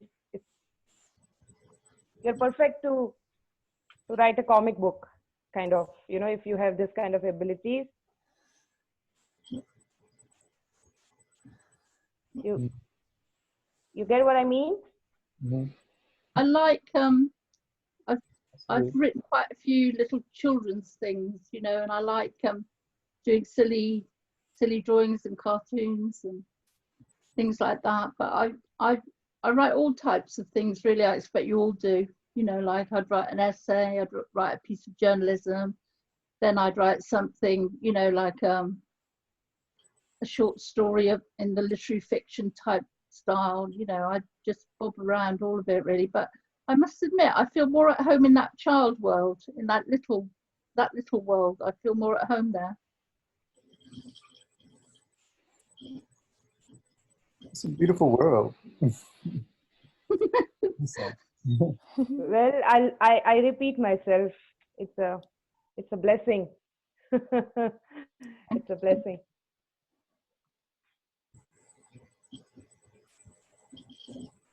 Kushbu, did you get to see what Lauren created from last week's meeting? No, I want to see that. Oh my gosh, Lauren, could you share that? Oh yeah, so I'm giving 2 links. Some people have had, so you can theoretically you can go on there and do all sorts of things like leave comments and move things around and find new images. A couple of people have had problems logging into Miro, but I'm giving 2 links. And so this is shoot here, hang on. From our conversation last time, I just kind of was documenting it in the flow. And so you should be able to, one of these links is you can just view the conversation. And I'm also doing it for this time too, although It's not, when I talk, I totally miss everything that I say. So, but I've been trying to do what I can. I think that is called channeling. Jackie can confirm it, right, Jackie? If that happens, it's like if you are in the flow and you talk and you can't remember, and it's When called we were talking channeling. about that earlier, we literally were talking about that earlier when she brought it up, and she was showing us the quotes, and I was like, I said that? I don't remember saying that. It was like totally in flow, Hi, little bunny. like not being present in my body and just being connected, and just what inspiration just flows through me. It doesn't even bypass my intellect. It just goes right through my heart. And I was just like, I said that? I don't even remember. It's beautiful. It's Really? channeling, yeah. It's channeling. Oh, I Perfect. love when the babies come on screen. What is it? I love when we babe the babies on screen. Oh, She'd like to say she's not a baby. She's 7. Oh, mine are going to be 19 and they're my babies. So all children. oh, she's a beautiful, beautiful girl. Yeah. Hello, little. Hello, big girl. Hi. Hi. So cute. I love your hair. Mhm.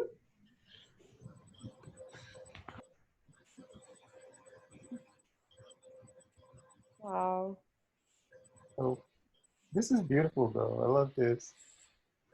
I sense like this real like, peaceful presence and Who? Do you feel the presence? of the dog. Yeah. His name is Yoda.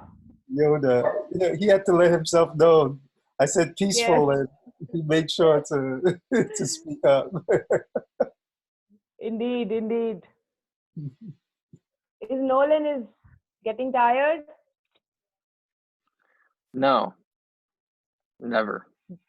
Never. Ah, good. Hi. Good. Hi. That's one of my twins. That's one of my almost 19-year-olds. So I said, come, we're putting the babies on screens. Come say hi. Hi.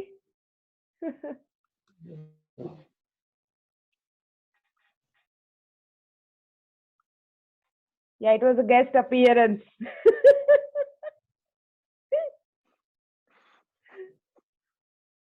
Yeah. Something that I'm working on, the Lauren, I'll tell you too, is I've been oscillating through a few things. And like my writing is really a personal experience for me. Um, it takes me a while to get it right. I can write a lot of stuff and it's not right.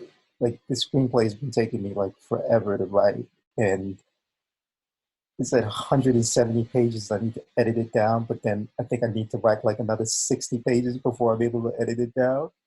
Still, because the story isn't like it's it's called The Fire Path, and what it is voodoo versus AI,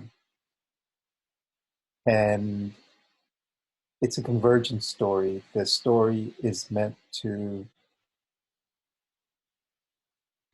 pit the old against the new, parochial views, confronting like new paradigms. How is that they might converge? You know, because that's what needs to happen. It's not. I mean, it's a natural thing where things that are seemingly diametrically opposed to each other are just like different ends of the same spectrum, and the closer you get to the middle, the more you realize that they're one and the same. They're just systems, whether it be religious systems or human constructed algorithms.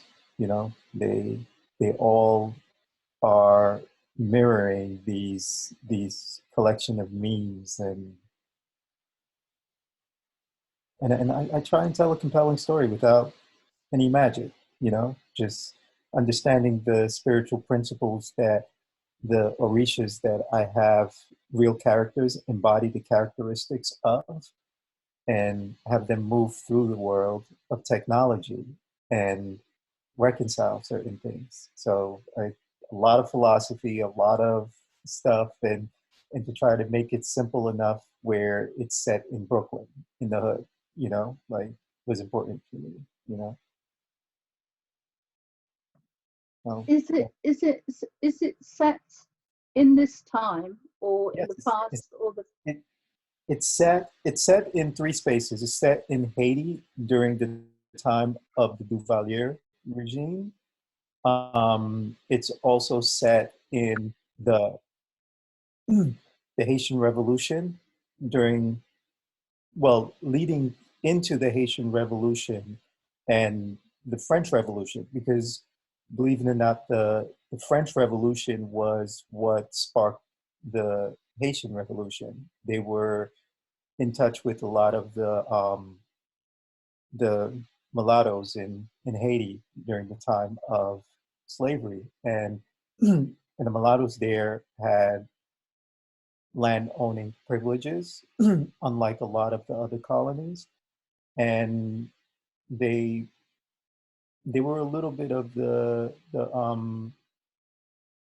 artist, not really artist class, but more of the yeah, I guess the artists and the liberal thinkers of the time. They were of that caste back then, and the French Revolution sparked it, and it happened then. So I wanted to touch on that and bring it all the way up to Duvalier, who was someone who would consistently try to um, evoke or claim that he was the guardian of the cemetery. He really pushed that lore out there to try to harness the power of that myth, and what it actually took for the slaves to not just rebel twice. I mean, rebel once, but to rebel twice. They fought, they won, they were betrayed, and they were re-enslaved again, and then they end up rising up again. And when they were caught the first time, they actually like brutalized them. So to find the energy to muster up that fighting spirit is insane. It's one of the reasons why Haiti till today is the only country in the history of the world to won its independence on the battlefield, a slave nation to win its independence on the battlefield and still be a viable country even till today. Like, You found a very interesting subject there. yeah, it really is. What with your writing? What criteria do you have? Like I have this little motto for my writing, and it's something I read years ago, so I didn't put these three words together, and I just knew that was it. This is exactly what I want, and it was clarity, sincerity, and simplicity. Mm-hmm. So have you got like a standard you set yourself for your writing? Oh yeah, I do, and it usually makes no sense whatsoever to most people. Like I do What that was for that? It was clarity, what, and simplicity? sincerity. Okay. It's clarity, sincerity, and simplicity. That's my highest standard for my writing. Yeah, that's beautiful. Mine, I literally just throw these ideas on the page for design, for writing. I throw them on a page, and they are like their characteristics, or little phrases that build into a shape later on. I'll just collect them, little things I might have heard or things that I might have seen that really point in the direction that I want to go in, and I'll just like toss them up there. When I was trying to design like the things that I'm designing right now, I invited like some friends to take a look at my little vision board, and they more than likely couldn't even make much sense of it, but to me it made so much sense. If you actually read the words, you could kind of like feel what it is that I wanted to create. In my head, it started to take shape before it actually had form. And yeah, I do that. It's to answer the question, it's different each time. It's different each creative journey that I take. I have like a passage of the book just popped up in front of me when you said voodooism versus AI. Yeah. Okay, and I want to can I read it? Do you want to hear Can you that? read? Yeah. Yeah. You want to read something? Please do. Please do. Yeah. But I like so those words triggered me. Okay. Please do. So so this is like a contemporary writing of Bhagavad Gita, which is well, you can say it's like a Hindu Bible. Yeah. Okay. I'm familiar. Okay. So it says we must also guard against a masculine view of the history based on conflict and triumph alone. Native versus colonizers, polytheism versus monotheism, Hindus versus Buddhists, Christian versus Muslim, Shias versus Sunni, uh, Saivit, Shaivites versus Vaishnavites, Protestants versus Catholics, Mughals versus Marathas, democracy versus monarchy, theists theists versus atheists, capitalism versus socialism, liberals versus conservatives. This has been popularized by the Western academics and their love for the Hegelian uh, dialectics, the Hegelian dialectic, where thesis creates antithesis until there is resolution and a new thesis. This approach assumes that history has a natural direction and purpose. An alternate feminine view of the history looks at every event as a fruit of the past, karma phala, the fruit of the karma, as well as a seed of the future tendencies, karma bija, seed of the karma, without the need to play judge. Thus, we can see the writing of the Gita as a response to, not an attack on, Buddhist mon, Buddhist mon, monastic Buddhist monasticism, and the feminization of Buddhism as a response to, not an appropriation of, the idea of goddess found in Hindu Puranas. No idea emerges from a vacuum. Different ideas amplify from time to time. Old ideas coexist with new ones. Contradictory ideas influences each other. Here the world has no beginnings, no end, no value, no purpose. All meaning is created by human individually and collectively. The boundaries we establish and fight over. Well, it goes on, but I just want to like yeah, I think this sums up what I wanted to say, and I wanted you guys to see something. It's so apropos that you do bring that up because Do you see this? Like, can you read this? Yep, The I can see. the chart of it. So the triangles are the masculine approach, Mhm. and the circle are the feminine approach towards the history. Mm. It makes a lot of sense. Yeah. So, sorry, what were you saying? No, I said no. It's so apropos that you would bring it up because what I actually did with my script is I tried to bridge so many different beliefs, and when you're trying to do that, the best place to go is to the Hermetics, and of course you can hear tints of that in there also.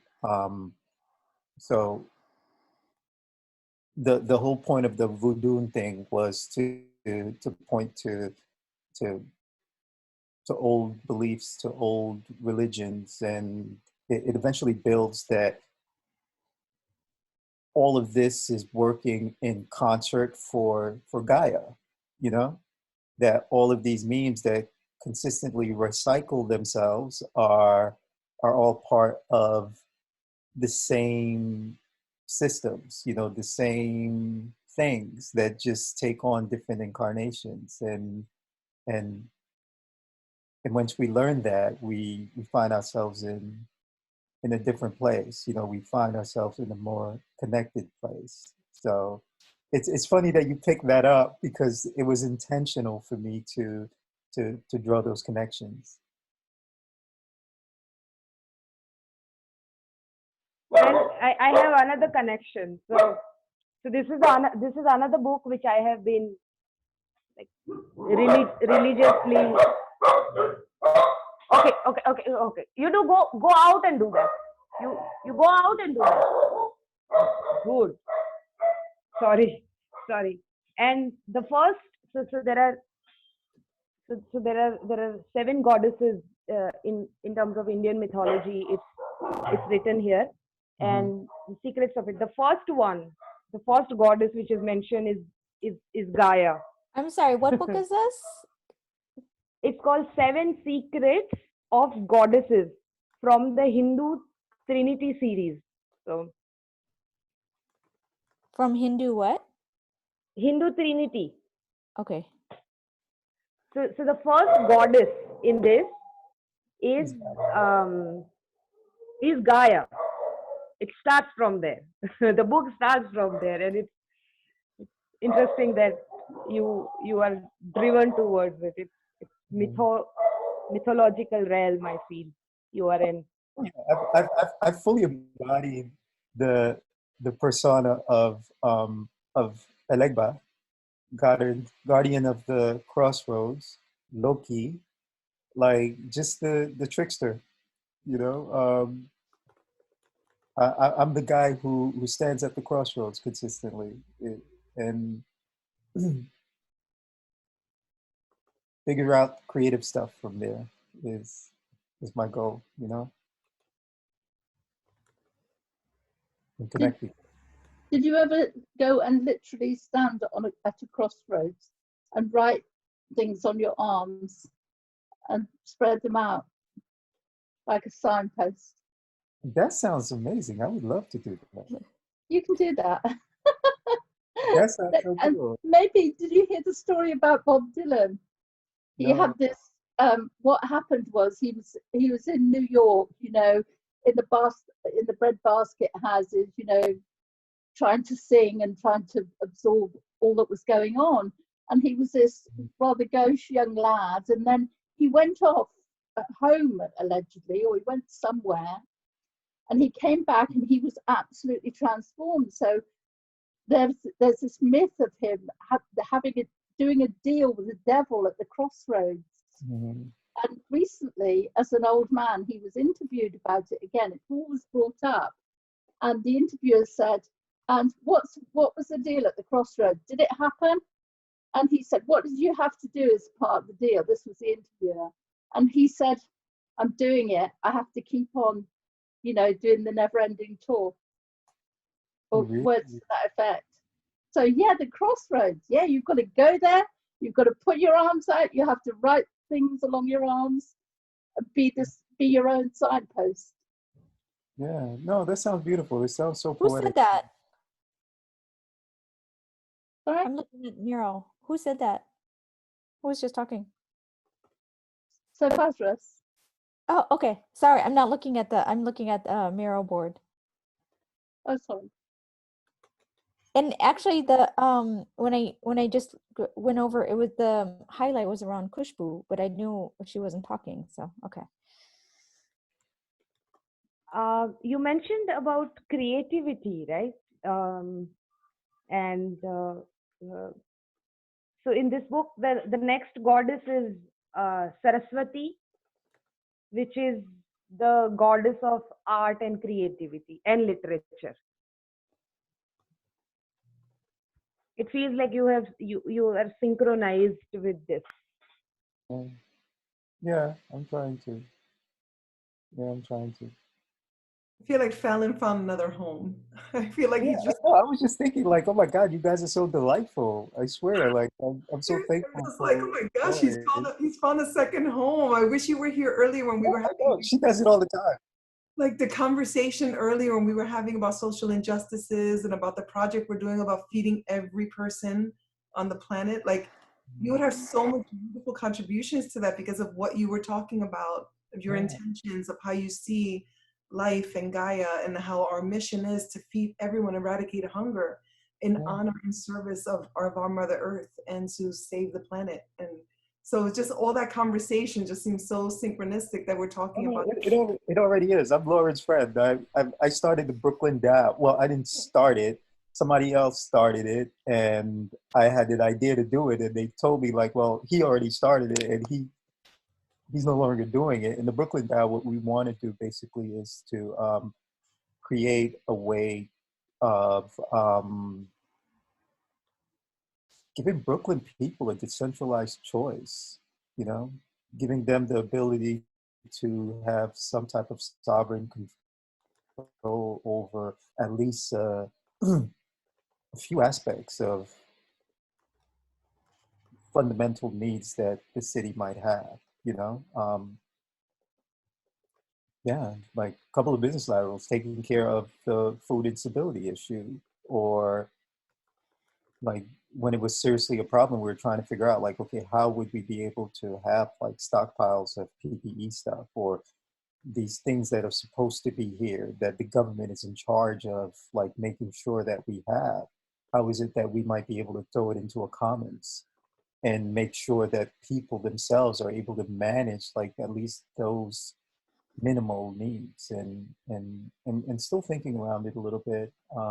I have like some really great ideas and trying to find some type of cross-pollination with other stuff that I'm doing. I don't sleep You much. can make this stuff up. You just cannot make this stuff up. Like I feel like the universe was just like magnet, just bring us all together. Like we decided to launch in Brooklyn, and here you are bringing this wisdom and this intention to join our efforts. I'm like, this is insane. I think this is perfect synchronicity. Everything we were talking about today. It's just so you can make this stuff up. It's beautiful. Makes me so happy. I'm happy that it makes you happy. I'm happy. This means a lot to me because I had a conversation with another friend of ours, and I was just like so bitter earlier on. I'm like, yeah, people suck, you know. I don't want to save them anymore. I don't want to save them anymore. I'm retired, you know. They just need to be told what to do. I'm so glad Lauren invited you and you decided to join us. That's awesome. Thank you. Thank you. So hopefully you might draw some courage to at least walk us through one of your short stories. I won't put any pressure on you.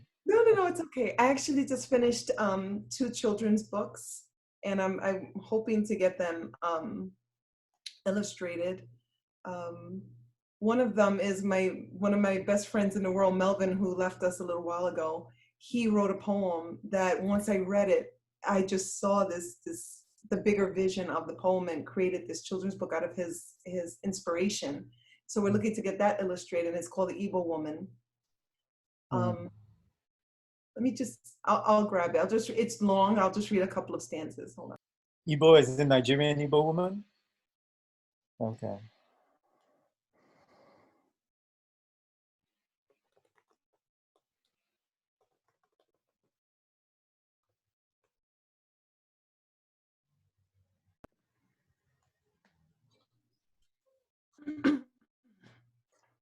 Oh my God. It's hard for me to share my writing, so thank you. No, Thank you for providing the space. We called it I Want to Know Everything. And I'll just read like the first 2 or 3. Once there was Igbo woman. Igbo woman was kind and wise. One clear summer night, she looked up into the sky. She wondered what was beyond the sparkling stars and the planets. Igbo woman thought to herself, I want to know everything. Just beside her, she noticed Spider perched atop a magnificent web he had just finished weaving. It's so simple, strong, yet delicate all at the same time. Igbo woman stared at it in wonder. It must take so much skill and knowledge to create such a structure, Igbo woman thought. Spider, she said, I want to know everything. Spider glided down a string of web to look more closely at his admirer. B is with whom you long to speak, my dear one. B creates all plant life on our home with her gift of pollination. B creates plant life for all the earth. Go seek B if you want to know everything. With grateful hand over heart, Igbo woman left Spider to find B. Igbo woman found B busy at work collecting pollen from a patch of evening primrose.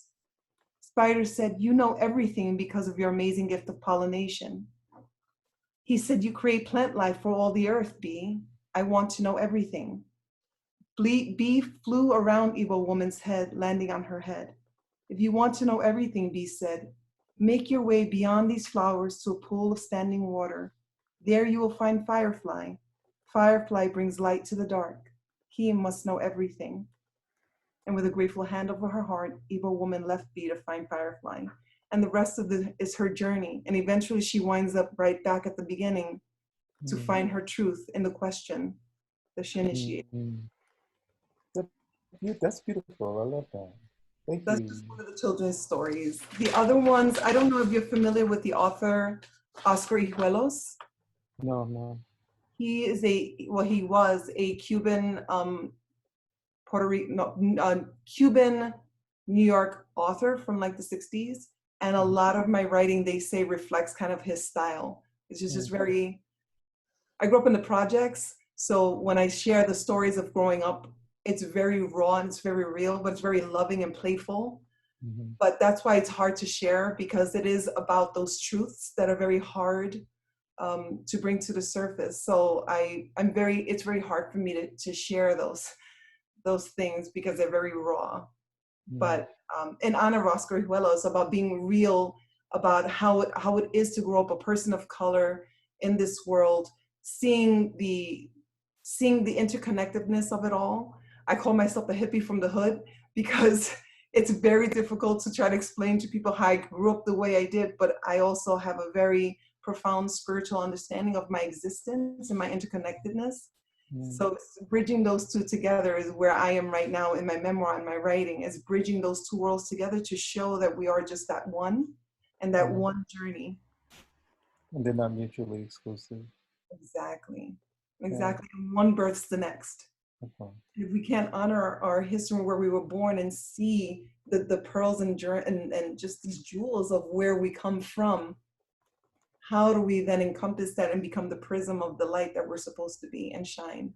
So it's that journey of understanding that I was never born broken or wrong, that I was born perfect, exactly where I was supposed to be. And the journey of evolution and transformation is about that awakening from what the place that our contracts we were born into, and then how we evolve and remember our true calling. Lauren, do you remember the conversation we were having earlier on today? Which one? No, about my mom and about like exactly what you just described. She and I had that conversation earlier on. Just like my personal journey and really coming to a realization and letting go, forgetting certain things and evolving and yeah, just that. I love it. It's all consistent. It's all very appropriate. Yeah, we're here, I guess, you know, at almost 3 o'clock in the morning here. And it really is a sacred space. And I've noticed that we can all resonate with each other's stories. There's so many similarities. There's so many wounds that are longing to be healed, that have magnetized us all to the space where we can reflect that healing to one another and that support, and that I see you, I get it, I understand. And this is the space that we come together to bring that through creativity, art, conversation, love, non-judgment, that purpose for the greater good, that understanding that our purpose is for the greater good. It just brings us all together in this loving, secure, safe environment where we can share. And even if we just meet, that we know that we're safe and we're secure and we take care of one another so that we can heal together and get to work and do the work that we need to get done. That's a lot of work. What are you doing? I see lots of plants over there, lots of leaves. So what is it? Is that spinach? Yeah. It's a lot of spinach. It's a lot of leaves. Well, I have to cook for 8 dogs and 1 human.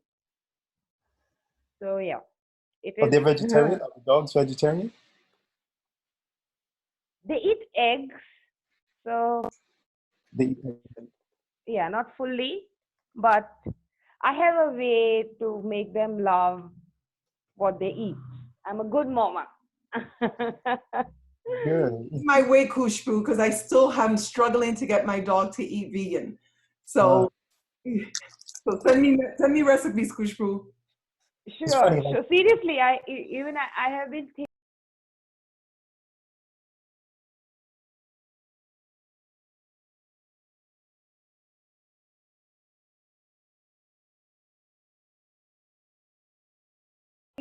And I think I have resolved it. So you guys figure out the human thing and take me along after that.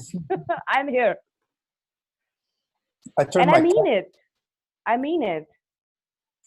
I turned my cat vegan like years ago. Like the old cat that I used to have. And he started acting really weird afterwards. I'm He not sure didn't if it's so act like good a cat for anymore. these animals Uh, to for dogs to be vegan. I'm not sure that's good for them. although the cat went nuts. Actually, their systems have evolved along with ours. They've been our companions for so long that they've learned to eat like us and they've evolved alongside us. So the dogs, and they eat vegan and they're very healthy. And this is this is mentioned in Ayurveda. Like in Ayurveda, there is a whole section of caring for the orphans and abandoned, like who is not part of our family world, how to bring them in, and then how to like really care for their nutrition and other things. And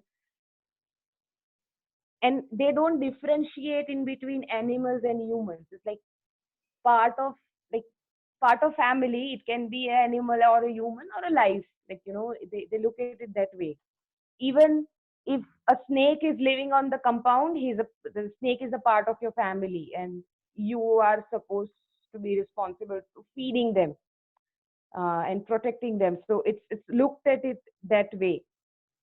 And so yeah, it comes from there. And it is very clearly distinguished is that the moment you decide to domesticate somebody in your family, you have to figure out how they will adapt to your rituals. So having a plant-based diet or having a meat-based diet doesn't matter. It's a what is your family ritual. You figure out the healthy way to provide nutrition, and do not alter your ritual, but um, uh, because they're becoming part of your family, so it has to be that way. You see, like, can you understand what I No, mean? I totally understand. No, I totally understand. I totally Good. understand. And it makes a lot of sense. Um, Yeah. you know what I'm curious about? Tell me if you guys want to talk about this. I had this conversation earlier on with someone, and it's around what I've been thinking about, and I wanted to tap your brains to. Go ahead. I I was actually having a conversation with Robert earlier on, Robert Best, and I and we were talking about like when we became aware of, of a collective consciousness, you know, collective intelligence. Like when I was explaining to him that like very early on, I had a felt sense of groups and group consciousness. Like I felt it in a different way. I can see individuals, but then like I really felt like people who had like connections to each other. And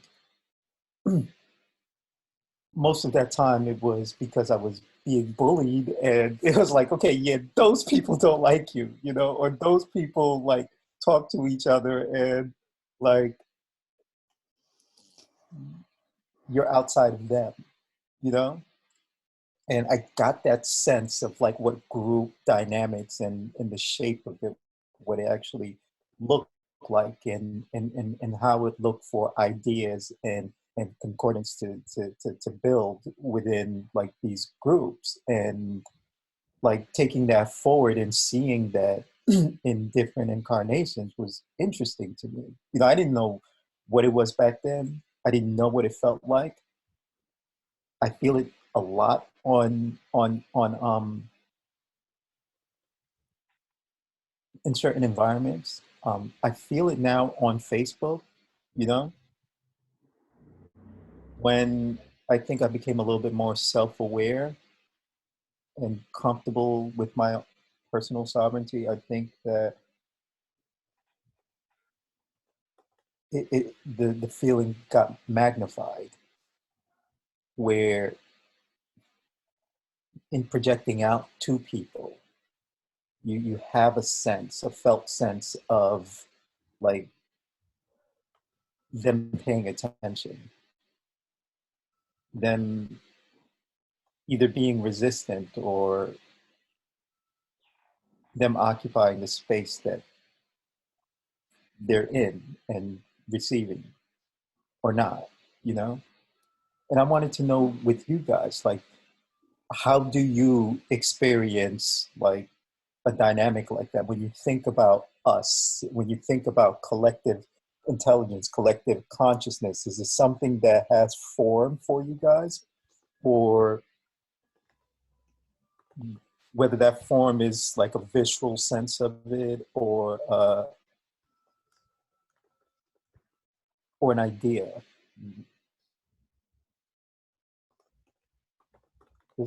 Does that make any sense, or did I just kind of like go really left into deep? Can I respond to that?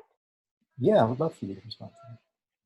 I don't have a like a specific answer to it, but I can tell you like my experience, which I like, which is resonating. So like my mother was a founder of a community school, okay, but I studied in a very posh school, but she was the founder of the community school. So I came back from the school and went to the other school, The other school, which is my mother's school, there was no restriction, so I was allowed to sit in any class as I wish. So that was one part of it. But when I was at the same time, like I ended up in an orphanage at the age of 14. So that was my other, like the third experience of belonging to a group, to a friend, you know. And so I feel most comfortable being in the being in the shilohs of the group. You you you get what I mean? Mhm.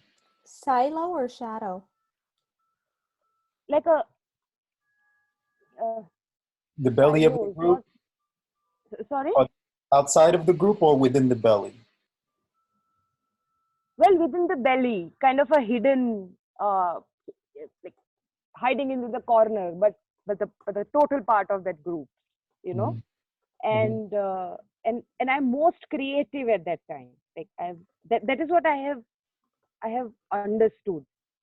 Like I'm Mhm. most creative at that time when that group safety kind of a thing I am offered, or I become part of. I but at the same time I'm introvert, so I don't uh, I am not interacting with group, but I'm drawing from the, the safety which the group provides. Mhm. And yeah, That's so I mean what you I understand what you mean, and but I'm very much drawn towards the the safety of the group. It just bring out creativity in me, really um uh, really easily.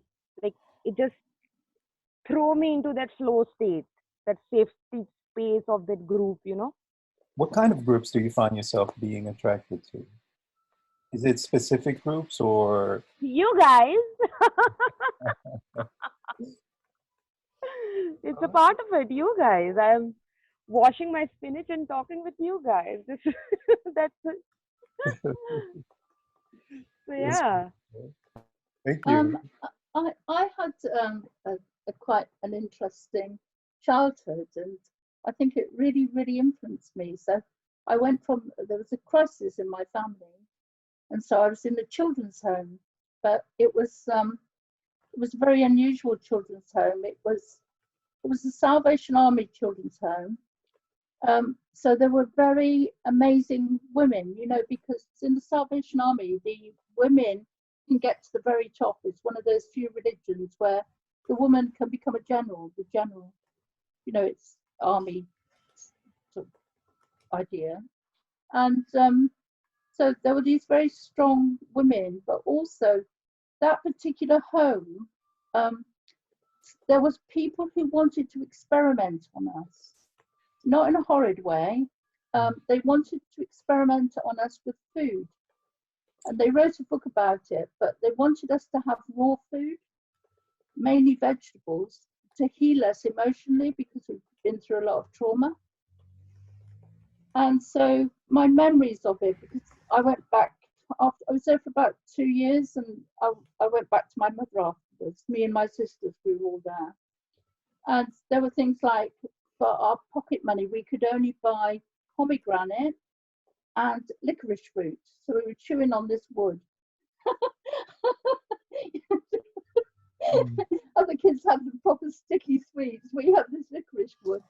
And we used to have black treacle on wholemeal bread. So it was very forward thinking. And then they wrote this book. I've actually got a few chapters from the book where they talk about us kids as we were so healed by this diet we were given that we laughed all the time. Now, all my life I've been laughing. I burst into, I laugh all the time. I'm disruptive with my laughter. If there's a serious conversation on, I see the funny side of it. But anyway, apparently we laughed a lot. and we were very shiny and bright, and they attributed that. We were making jokes all the time, and in the book, these two doctors that wrote the book, they attributed that to the diet we've been on. So I had to adapt to this community that was completely alien. Then I had to adapt back to going into a very narrow-minded little family. It wasn't that narrow-minded because it was a single parent, so you're never as narrow-minded in a single parent family. But I think it made me hyper aware of groups and also hyper aware of not quite fitting in, not quite belonging. So I love this kind of group. This is where I feel at home, a load of creative people who are who feel comfortable flowing and talking about all kinds of things. That is my ideal thing. But I've always got this little question mark, like, oh, where do I fit in with this? Am I still the odd one? That's so interesting. That's really interesting, because what I'm hearing is pattern recognition. Us walking into these spaces and being able to recognize native patterns and the incarnation that these native patterns may take in other people. You know, I guess in the same way as you can see the patterns of the Hermetics in all of these sacred texts everywhere, they are seemingly so different, but like you see the patterns. You know who does it? So Jordan Peterson says, Jordan Peterson says that poets and philosophers can see the pattern of the future and the past.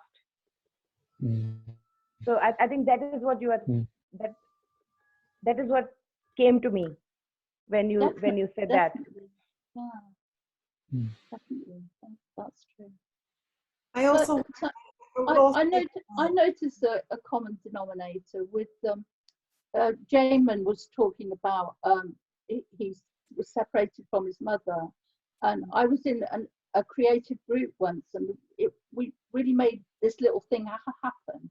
It was just exactly right, and I tried to look at the three of us what common denominator there was, and one of the women, she'd been adopted from a baby, and the other girl, we were all different ages. She her mother died when she was young, and I'd been separated from my mother for 2.5 years as a very young child.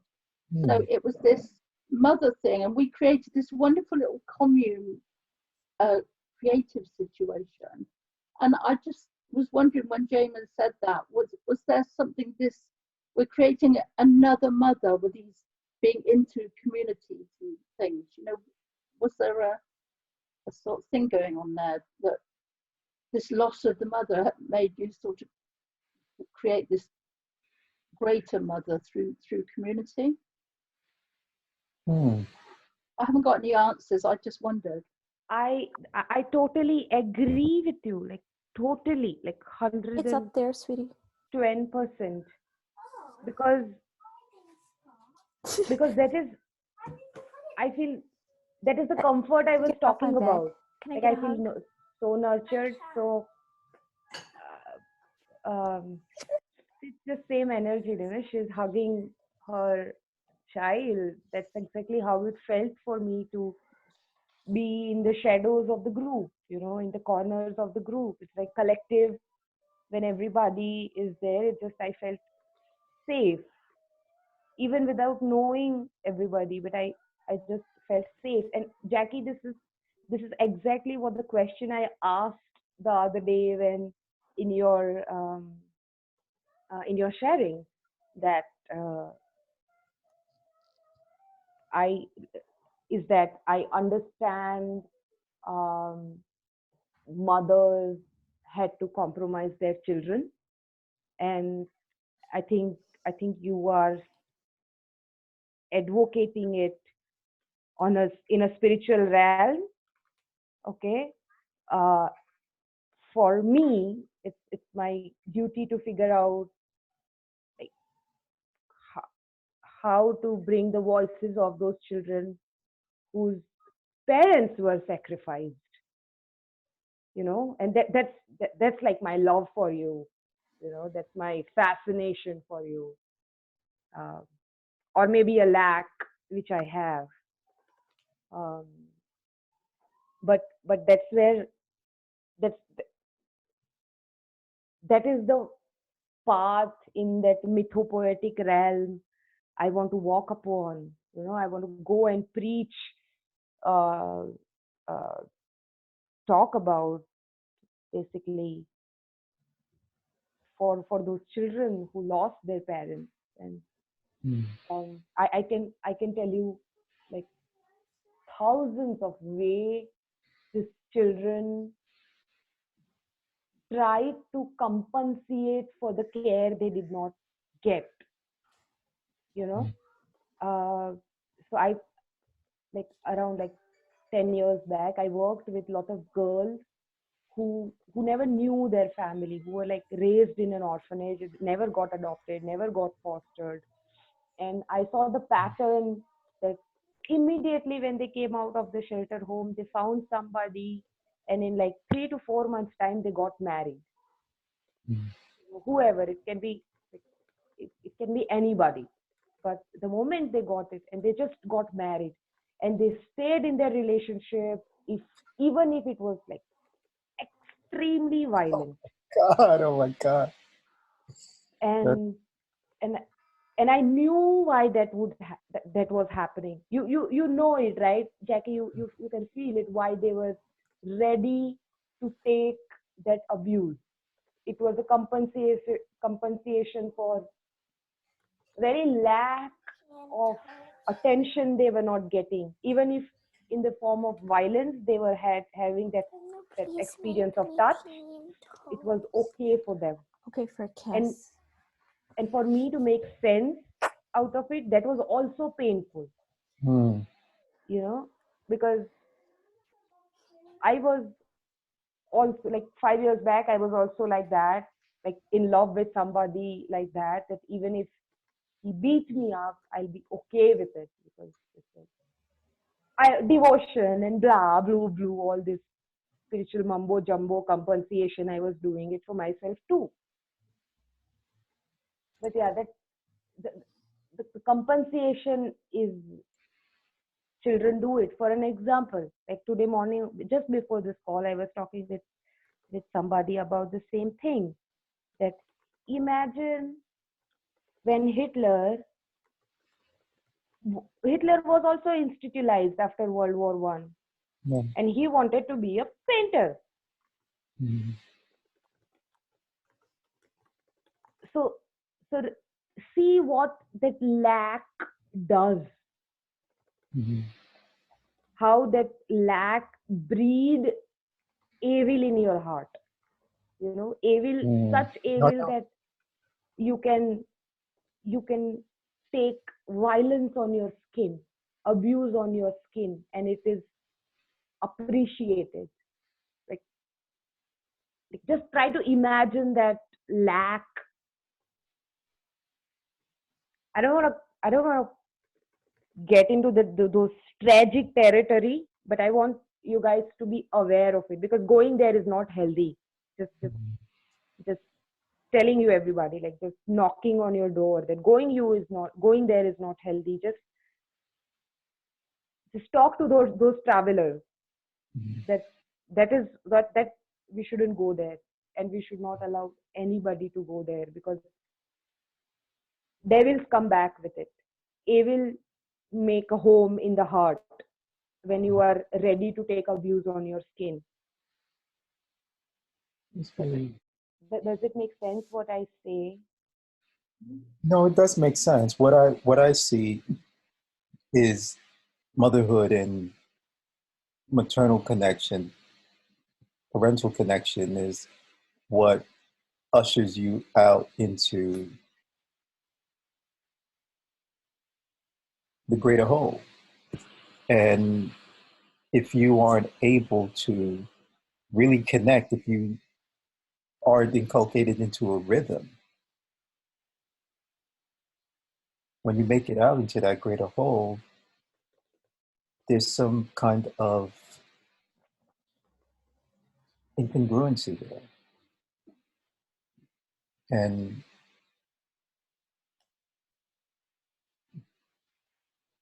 can't hear you. No, I'm sorry. I think I cut you off, but I was asking Nolan if he what does he feel right now, because I know he's a very creative person and he's into music and all, and that is why I was just curious what he thinks about it.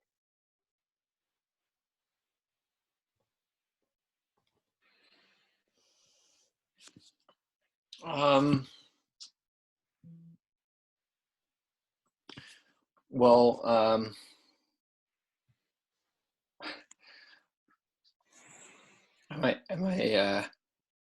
maybe you could ask me a slightly more targeted question, because I've been following along, but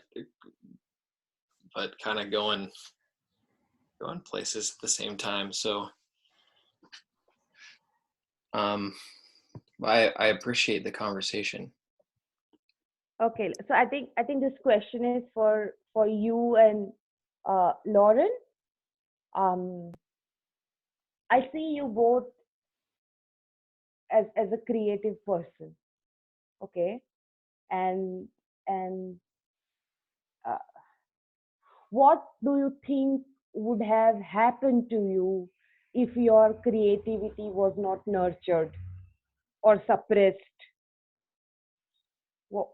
What do you think, Lauren and Nolan, if you can say something about it? Well, I get the feeling that that a lot of that would be translated into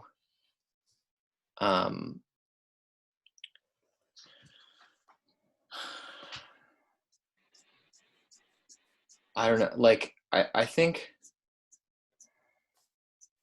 like anxiety has always been a pretty significant problem for me. Like I used to I can remember thinking myself into getting sick because I was so afraid of getting the flu that if I felt like I was going to get it just a little bit, then I would get so worried about getting it that I would just be sick from worrying. But I didn't have the flu, but I like was just totally incapacitated. And so I think that's just the first thing that comes up for me is I think I would have even more trouble with that if I didn't have some kind of creative outlet that was really engaging and got me out of my head and in something that's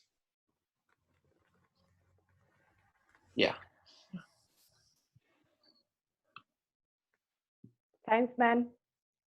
Can I answer that, Kushbu? I'd like to contribute. Please. The first thing I thought of is that as human beings, as animals, as part of nature, we're fractals. Nature is just fractals, repeating fractals. And that's what we are. We're just repeating fractals. But that's destiny. Destiny is just a repetition of the patterns and the fractals that we were born into. Free will, our divinity, our creativity is when we can actualize and literally transform the shape of that fractal and create a new design based on our intentions and our love. And that's what happens with children when that is suppressed, when it's repressed, that creativity. I was forced, we are creators. We literally, as human beings, we're creators. And when we are not allowed to be who we are, the message that we inhabit is that it's wrong, that we're wrong, that we should be shamed for what we're doing because we cannot be who we're supposed to be. And when a child is suppressed and oppressed, especially with that creativity, it's so self-destructive. The pain. I mean, children commit suicide. They slice their own skin because the pain of denying your true being, your true essence, is so much more. I mean, you can cut your skin to relieve the pain of the inside. How do we not see this? How do we ignore this? That the pain of denying our creativity and our true, our beingness is the worst thing that we can do. And I think where we bring in the mothering is because it's the divine feminine. And when a child is removed from them, is one sort of mother wound. But when that role is turned against us, when we watch our mothers become the antithesis of nature, antithesis of nurturers, supporters, guides, that is a further wound that totally damages a child. And those fractals now become the story that this person that created us, a creator, is telling us who we are and who we're not and who we can't be. And that is so self-destructive because we fight our own beingness our whole lives, trying to actualize, to please this person. And we deny ourselves and we deny our essence and our creativity. And I think that's when we find that flow again, when we are able to find that outlet, when we can be in a community where I see a mirror, a mirror, a mirror, a mirror, a mirror. I mean, it's so beautiful that we can be in a community where we come from different cultures and different backgrounds and different ethnicities and different histories, but we reflect that truth and that honesty where I can be myself. That heals so much. And that's where free will takes on. And I get the courage to say that pattern and that fractal is no longer mine. I get to choose. I get to create myself into another being based on my creativity and my inner knowing. So that was my experience of being denied that creativity. I was denying my beingness, my own divine right to create a life for myself. And that is the worst wound that we can do to our souls. It's really interesting. That's something I can relate to. That's the conversation that I had with Lauren earlier on, and verbatim. it's interesting, and that was the same conclusion, that to arrive at a place where you recognize that and understand the deep impact that it has and how it takes on that fractal pattern and you're dealing with the world. Yeah, it's deep. It's deep, and I resonate with that. And here's to birthing ourselves. You know, birthing ourselves beyond the pain.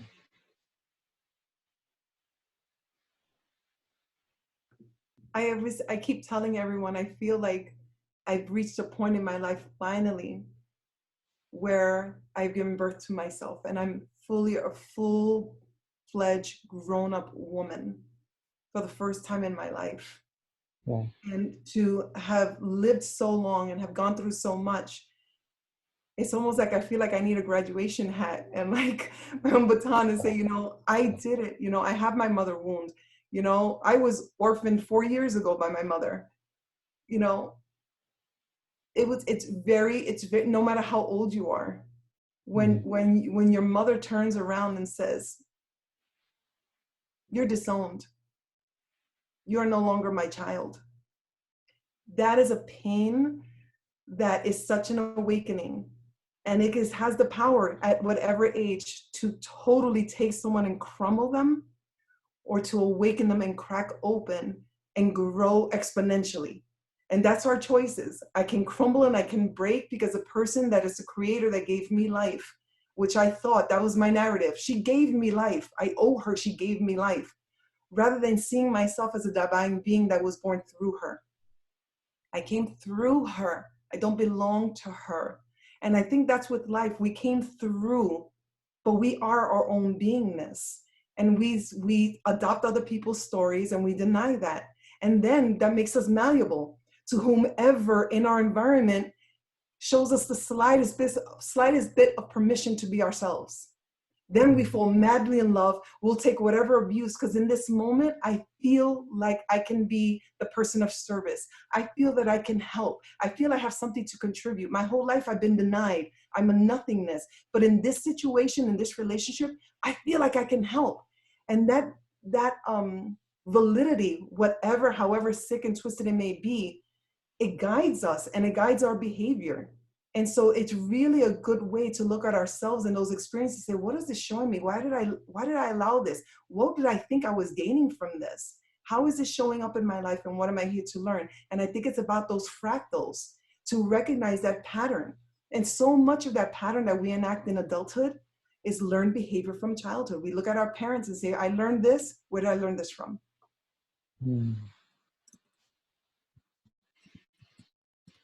Thank you for that.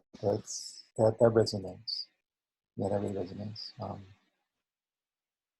Yeah, and growing beyond that is the most amazing thing in the world. Like when you can actually stand as your sovereign self and move beyond like adolescence, you know, and revisit, move beyond again, you know, and revisit until we're ready to grow up, you know. That's it. It's an interesting experience. Thank you. Adulthood should not be spent healing from childhood. Maybe we should. We should not be spending this energy in adulthood healing from the wounds of childhood, spending the rest of our lives getting over childhood. There's an assault on childhood, on children. And that's why I work so hard with my children to make sure that they're not spending their whole adult life healing from the wounds of childhood. That's my job, is to protect them, is to provide a space for them to actualize who they are, so they can now free themselves to create the life for themselves. That was denied. Sorry, Jackie, you can't protect them from everything. The thing is, my friend, her mother died. That wasn't anybody's fault. It happened. So she had all that damage because her mother died, and then all the complications of stepmoms and things like that. The situation I was in, it wasn't my mother's choice. I mean, there are some mothers who say, "Off you go, I don't want you." There are stories like that, but however hard you try, there is no such thing as this perfect child. Even if a child has managed to escape a lot of nastiness, there will be a nasty teacher, or there will be some dodgy guy in the park. That there will always be something. I don't think that there's ever this utopia of a childhood. I think life, this is just me putting my point of view, is that struggle, and that is the beauty, is in the struggle. Maybe you'll get to some, you seem to have flowered and everything.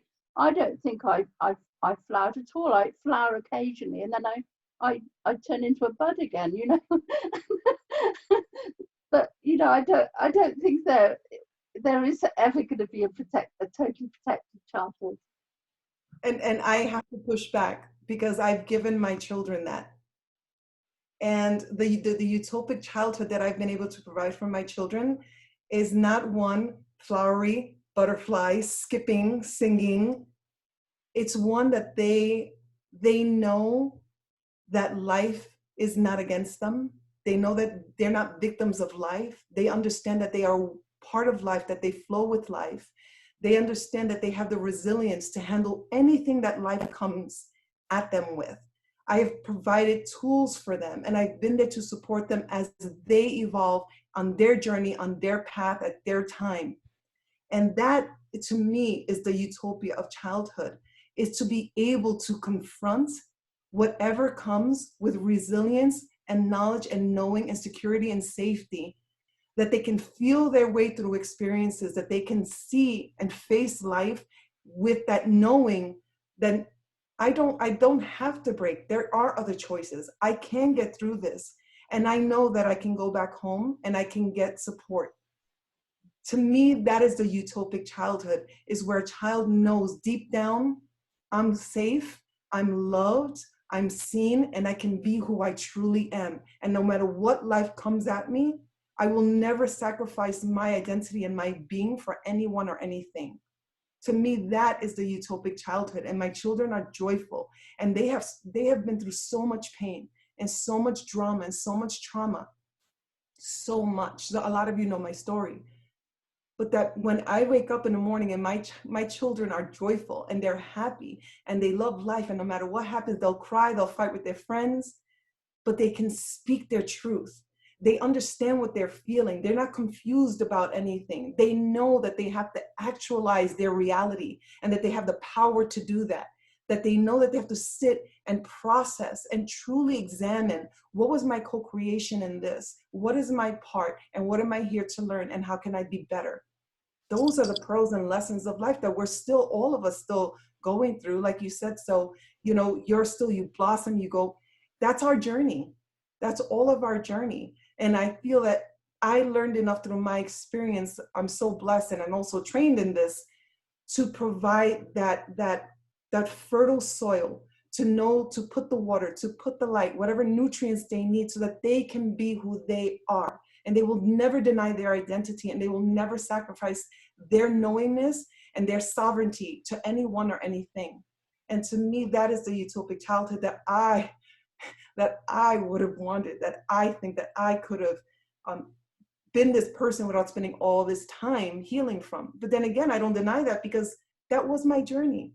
I wouldn't be here talking in this community. I wouldn't be here able to contribute if I didn't learn from my pain. So I would be an empath, so I can understand without judgment and love and be present with someone else's experience. I honor that that was my job, and I needed to go through that boot camp of life so that I could be present. And truly, when I say I know what you're going through, to be honest, not sympathetic, but empathic. I understand what you're going through. There is no judgment. I'm here for you. And let's get through this together, and I can hold your hand. To me, that is what the gift that my children are able to give to other people. And that's the utopia for me. At least that's my definition. I can only speak for myself. Yeah, that's beautiful. Thank you for that. Thank you for sharing.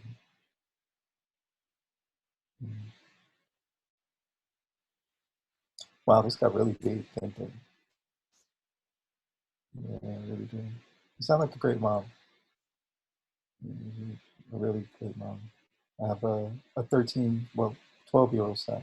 And yeah, that's that was like the hardest thing for me. Like, how is it that I can have real conversations with him where he sees me, you know, and in seeing me and being accountable to him and having conversations with him, not lying to him from very young. Just something wrong, like, let's talk about it and let's follow the logic. What do you think? Yeah, I don't see him a lot because his mother has them and he's in Virginia, but I'm happy I set those you know. What a beautiful gift to give to a young man. I learned my value as a woman from the men in my life, not from the women. I was raised around very toxic masculine women who were very narcissistic and adapted to the toxic male mentality in order to survive. And so they devalued themselves and they played that game that was unhealthy. So I didn't learn how to be a woman from the women in my life. It was my uncles and my grandfather who taught me the value of my body, who taught me the value of my identity, who told me not to sacrifice myself for anyone or anything. Those lessons did not come from the women. They came from the men in my life. You know, when I went to college for the That's ironic, though. It's amazing. I remember being a freshman in college, and so and this guy coming knocking on my door, and he had a beer in his hand. And to all my other friends, they were like, "Oh, you're so mean." And I said, "I'm sorry, you don't come show up at my door with a beer in your hand. I don't know who you think I am, and I'm a lady. And if you want to speak to me, you will come to me correct." He left, came back an hour later, no alcohol on his breath. But that wasn't a thinking, that wasn't intellectual. That was I felt offended that you felt so little of me that you could show up like that and I would be okay. That lesson came from my uncles. That did not come from the women in my life. And I learned that in my 30s. I didn't even recognize that pattern until my 30s because I was still repeating that pattern subconsciously and not understanding why I was suffering and why I was still struggling, because I knew I had worth, I knew I had value, but it was those hidden patterns that deep down here that I learned when I was 3, 4, 5, that are now embedded in that very primitive brain of mine, that everything else that came after that, all the development that came after that, is always filtered through that primitive brain of mine, that I learned those behaviors through my environment. So it's very important that we recognize those patterns and be courageous enough to recognize those patterns, because that's when free will takes over. And that's when you say, I own it, I see it, it's not mine. And I don't have to be that anymore. Yeah, it's not mine. Guys, may I? I've been listening you since where you were talking about networks. I don't know, I'm not very sure, but I suppose it was Phalan or I don't know, but you were talking about networks.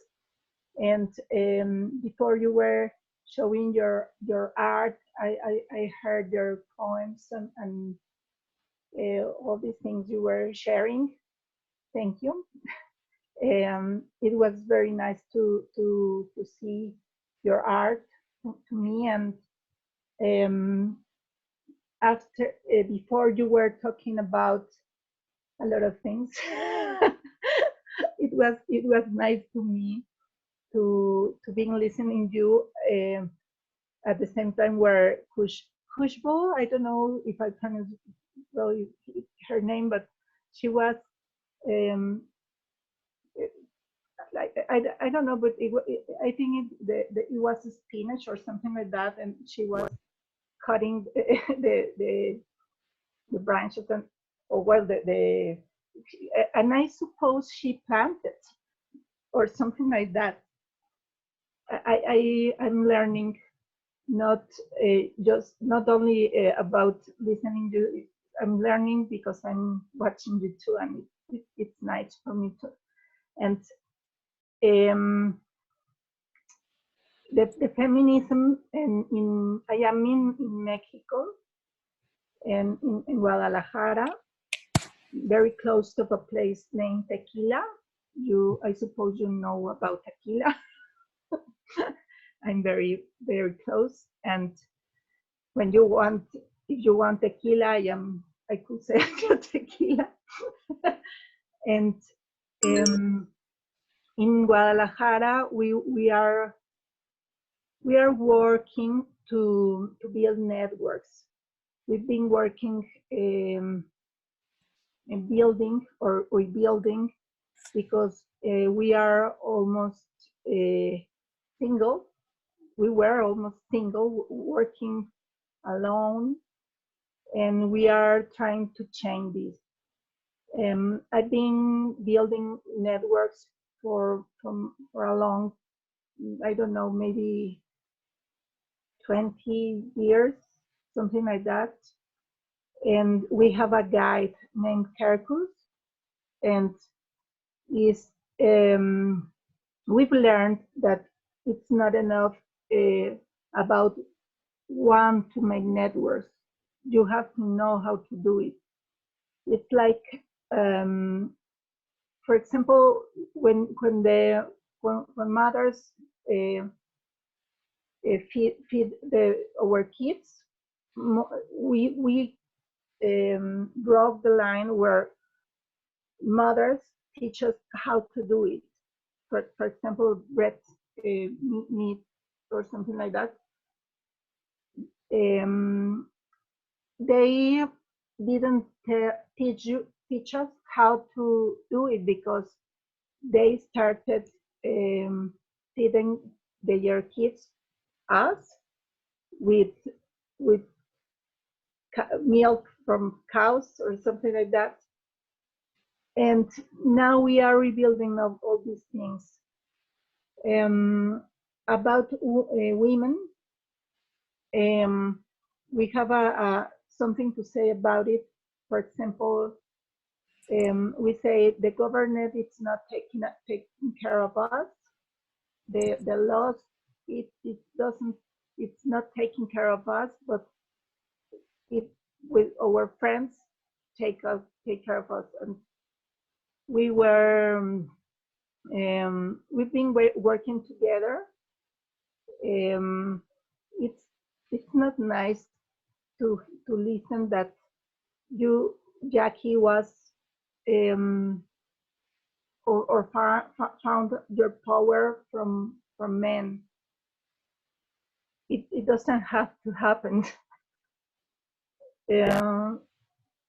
But we're starting. We're starting building, and we're starting working together. And I am with you, and I am with all of you, because we need each other. And if you want, in the next time, because I have to sleep, I could share you the Carcass guide. If it could be good for you, it would be nice for me. So thank you very much. And good night. Oh, thank you. Good night. Thank you so much for contributing. Thank you. Thank you. Mm. Thank you. There's a lot of resonance in here. I like that. It's real beautiful. Yeah. Jackie, I had a kind of opposite experience from you. I had really amazing women peppered in my life, but some very bad men. So I think I learned from all of it, really. I don't, but I guess I was quite fortunate to have, some good female role models. But it sounds like I had a very opposite experience to the one you had. So yeah, I had good women in my life. Yeah, and quite abusive or damaged men. They didn't mean to be abusive. They were very damaged and hurt or whatever, but they were in trouble. But no, the women were great. So yeah, while you were on that page, I was on a different page. But I'm blessed that I did have my uncles. Like, my mom was the oldest, so all of her siblings were like young, and she was a teen mom. So my uncles were like my brothers, and they were just looking out for me. Hey, who's talking to you? Who's talking to me? They come talk to me first. It was kind of like that just looking out for us. But because of how I grew up and because where I grew up, there was so much just toxic behavior, and my body was commodified and was used by the unconscious people in the community as a play toy, by numerous people. And I had to learn that difference between the safe men and the not safe men. That was good for me, because I did have safe men in my life that loved me and treasured me and taught me how to treasure myself. But I didn't know how to navigate those waters, because I didn't have that female presence telling me how to navigate those waters. So I think that's where I learned the beauty of learning from both. Of those experiences showed up. How did this happen? Why is this showing up? What is this here to show me? And it taught me profound forgiveness and profound understanding, where I could live my life without feeling like a victim, being able to release those perpetrators with love, seeing them for who they are, that they were probably perpetrators because they were victims themselves, but also that resilience and that power to stand and protect myself and put up boundaries. I didn't know how to put up boundaries until I was well into my 20s. I didn't know how to put up boundaries. That wasn't taught to me. And I think that's where I didn't find safety. And that's why I was bullied and I was beat up and you know, put in a hospital. I didn't know how to navigate. And when you were talking about where Phalan brought up about feeling the group, I never trusted my senses. I never learned to trust my own intuition because I was always felt wrong. So I always tried to fit into wherever someone said, you're good, you're good here, and deny. Where I feel now in groups like this, in this communities, where that safety, where I trust my intuition, I could totally show who I am. And that's that clear cognizance. That's those spiritual senses that I'm able to engage and trust that I denied my whole life. My whole life was all about my senses, not my spiritual senses. You know, it also feels good feeling sovereign too, knowing that it doesn't matter what people see, like you are in control of it. There's nothing that they can actually use your truth against you to do. You know, that feels powerful. Like, look, this is me, and I can deal with the most sociopathic person knowing this about me, and there's nothing that they can really like use about my truth to hurt me. It's mine. I have an intimate connection to it, and that vulnerability isn't weakness. It's just an invitation to connect with the right people. And you know where I found that? When I was able to release the shame. The Yeah. shame is from the outside. Shame is the story you're telling me that I'm wrong. I'm feeling guilty about who I am. Shame is about the whole, just my beingness is wrong. And when I was able to release that shame and recognize that this was being put on me, then I could own my story and say, I am a survivor. I am resilient. I'm wise and I trust myself. Then I could open myself up to truly feel that self-love that we're lacking. And then when you feel that self-love, I'm bigger and greater than anything that's ever been done to me, than anything I've ever done. I love myself so much. I think that's when we build up that resilience for what everyone else thinks, because we think of ourselves so highly. Imre, you wanted to say something? Yeah, just feeling the group there, and I just want to share my screen for 1 minute, if it's okay.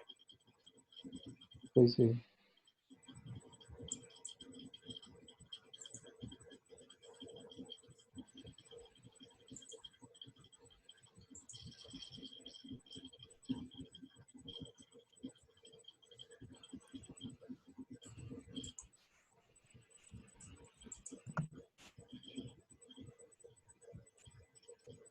Is that a painting, Imre?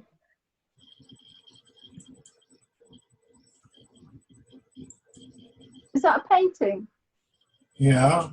Did you just do that?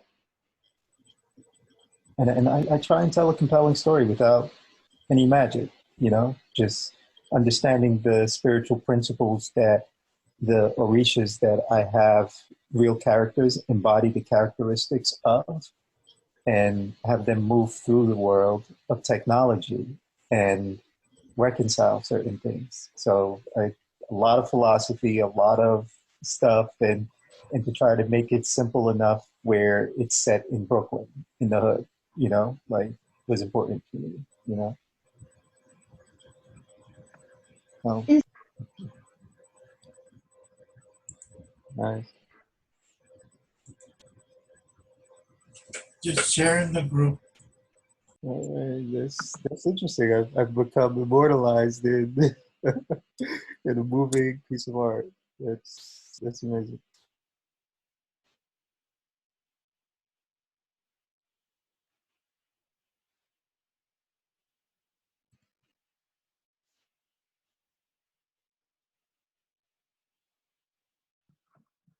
Do you know something?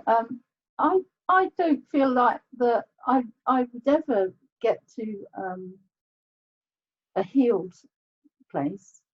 I don't, you know, I'm not wanting anyone to feel sorry for me, but I just don't think I could ever get there. I don't, you know, like I just feel that sometimes you feel emotionally healthy, then less so another day. It could be something you ate. It could be because you had too many glasses of wine. It just doesn't, I don't feel there's ever a sort of end place where I would go to and just like, oh, wow. Yeah, it would be great if that existed, but I don't feel that it's there. I'm not aware that I would ever go to such a place. At this enlightened, sort of like pure enlightenment, I can't see that ever happening to me.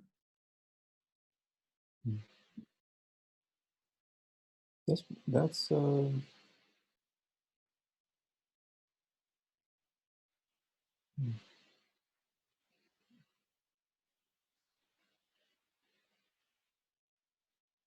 yeah,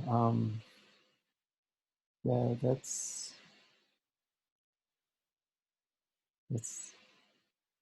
accepted. Thank you for that, Imre. I was still kind of thinking about that a little bit. That it just threw me off hearing my voice and seeing the image, and it was wow,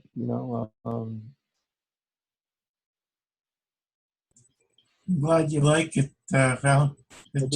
It's just, sometimes when you participate in conversations like this, you know, you take the initiative, but the thing with Zoom, we never have any rewind, and Yeah. so, uh, you do tend to miss really nice moments of conversation, The good thing is when they record it. unless you record everything Yeah.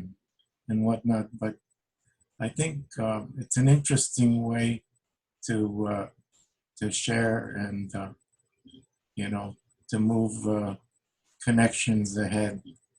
Yes. You know what I mean? Thank you for that. Thank you for that. Yeah, I'm really struggling with this screenplay a little bit. I've taken some time off to work on this technology, and the technology was something that I pulled out of my screenplay to invent.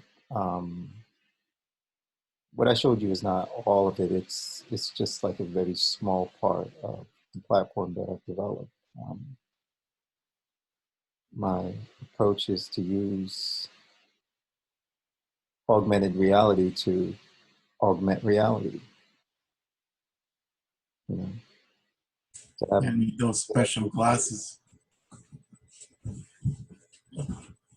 Sorry to interrupt you.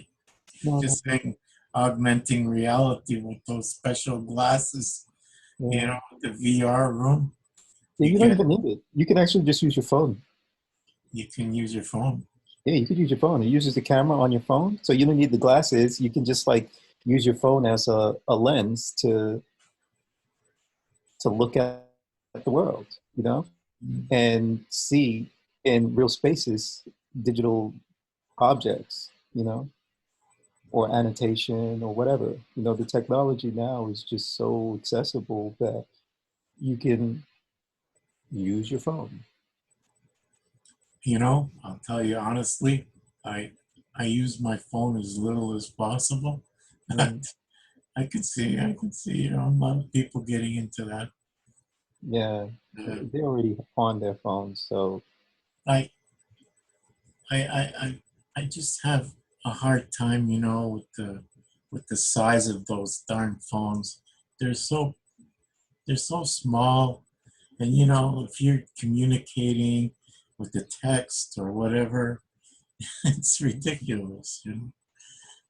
Mind you, you could talk to them now and you could just dictate whatever you want to say.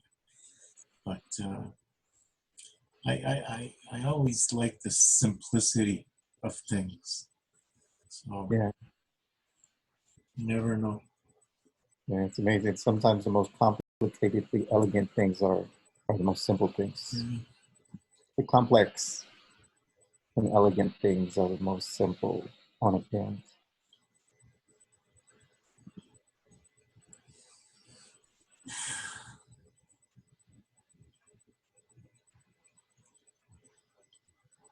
Thank you.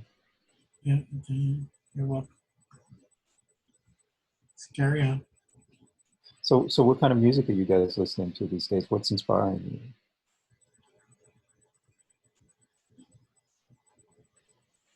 Are you asking me? I'm asking the room, everyone. Robert hasn't spoken much. No, I'm sorry, not Robert. Nolan. Why does he look like Robert? For the mic, Robert. Nolan hasn't spoken much. What are you listening to? What's on your inspiration list? Your inspiration Spotify list. Honestly, I haven't been listening to. I need to get back into it. I need to do some more music studying. It's been a while. I had a period for like maybe a year or two where I was sifting through a lot of stuff, and I honestly just haven't been listening to that much recently. Trying to go for typically stuff that's like older. Do you have those periods, like those, hey, I'm into this right now, and like have periods of your life marked by a specific band or a specific genre of music? Yeah, I mean, I haven't had a ton of time to like devote, years to a certain genre or something like that, but I definitely see I don't know, like I used to be really when I was in like middle school and high school, I was really into like electronic music and more like upbeat, dancey stuff. Um, and then that just seemed really boring and repetitive to me after some time. And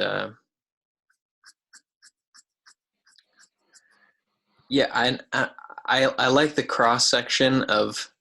I can't say I've like found a lot of this. Maybe this is part of what I want to make more of, but I like the cross section of of really high production value, like well synthesized, uh, beautifully mixed and mastered music, which is kind of where the electronic music comes in, because their art form is the production side of it. And the super upbeat ones, or like any specific DJs that you're following? Um,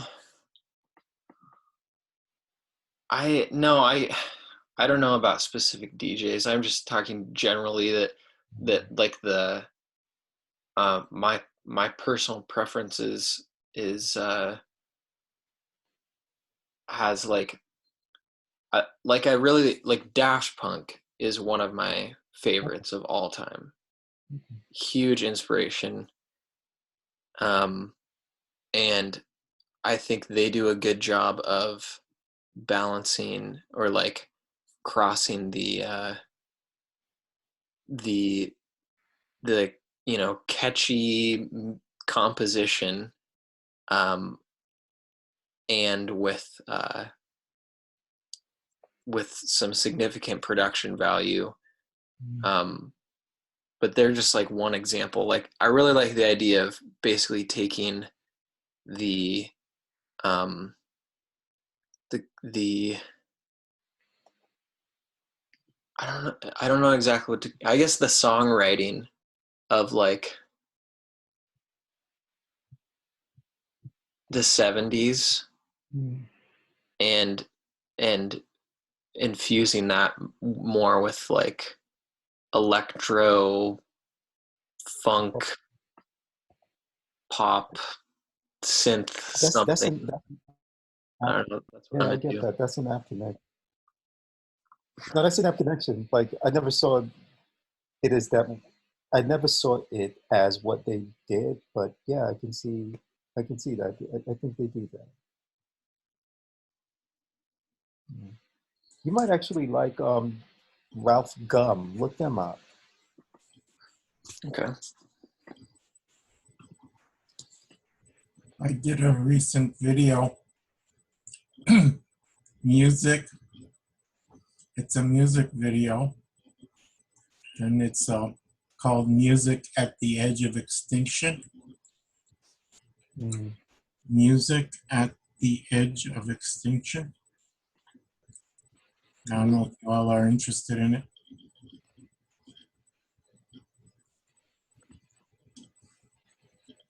Did you want to pull it up? I'll pull it up. Hang on.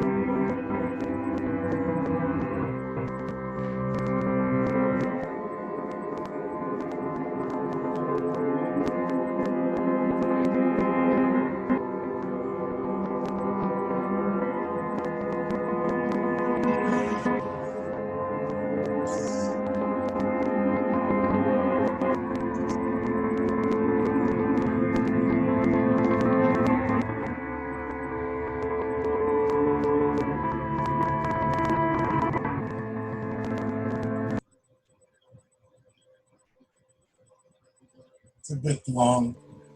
Yeah. You know, the funny thing is I pulled something else up and it was Survivor's Edge of Extinction Tribal Council music. I thought that's what it was. It's a bit long. But and anyway, um, but you know, a really good song that I think is really amazing is "Great Gig in the Sky." You know that one? No, I don't. You don't know the Great Gig in the Sky? No, I don't know. Like Pink Floyd? No, I don't remember that one. No? I probably recognize it on by ear, but I don't specifically remember how it goes. Geez, I'm trying to shut that video off. Yeah. You listen to a lot of Pink Floyd? Well, actually, you know, there was one in particular that you know, really I feel like I should listen to more Pink Floyd. you know, it's The Great Gig in the Sky. You don't know that one? I don't know that one. I probably do, but I don't recognize it just by its name. I probably just heard it and would recognize it by ear. I could bring it up for you if you like. Please play it. We're here for a little bit, right? Okay. Oh, hold on. Now I'll bring it Yeah, up. Pink Floyd usually has like those 30-minute like videos and songs too, right? It's worth a listen, you know. Hang on, You can always play in the background while we still speak, right? hang on here.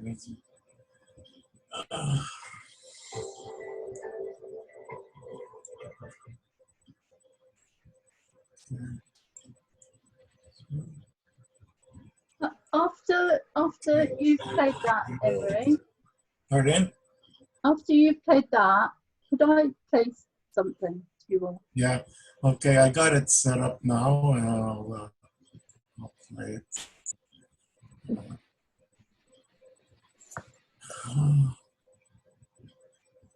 Okay. Lauren, it's turned into a jam session. I'm loving this. Hang on. I've been busy on the board.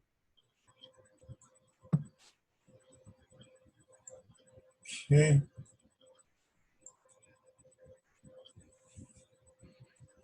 Coming up. Romance.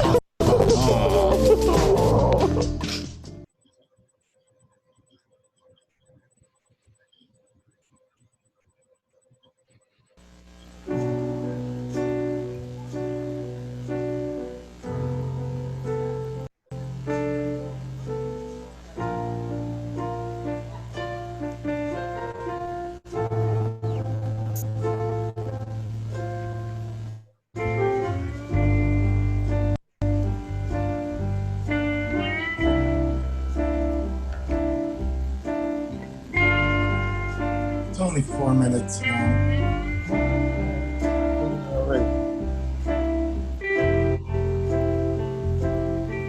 Can you hear it all right?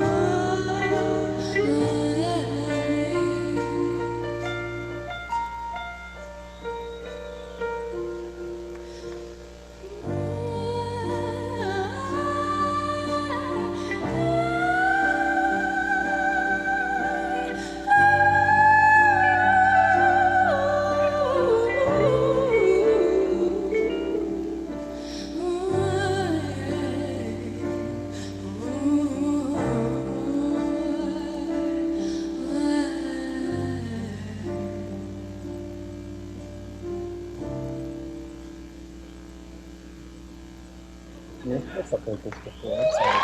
You could,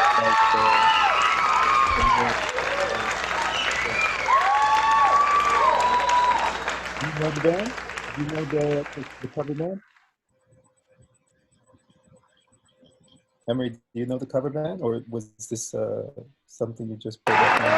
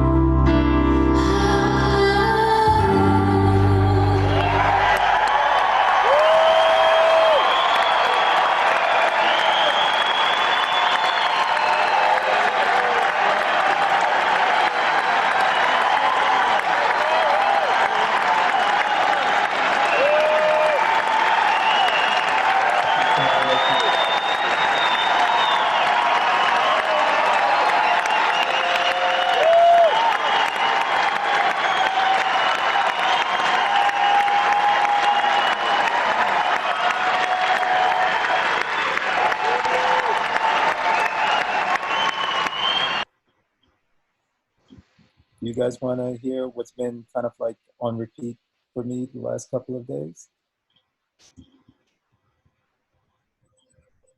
I think someone else wanted to play something after she done. Yeah, it's very short. Yeah, please. There was. Hey. Shall I do it now? Yeah, do it now. Do it now. I didn't want to impede on your time. Okay. Find it. I know.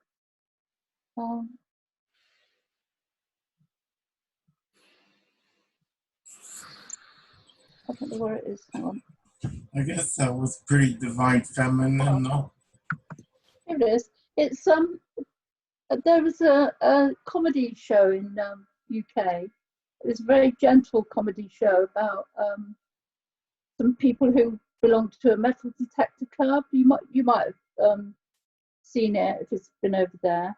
Anyway, my son introduced me to the guy Johnny Flynn who sings this. So it's like an old English folk song. So I just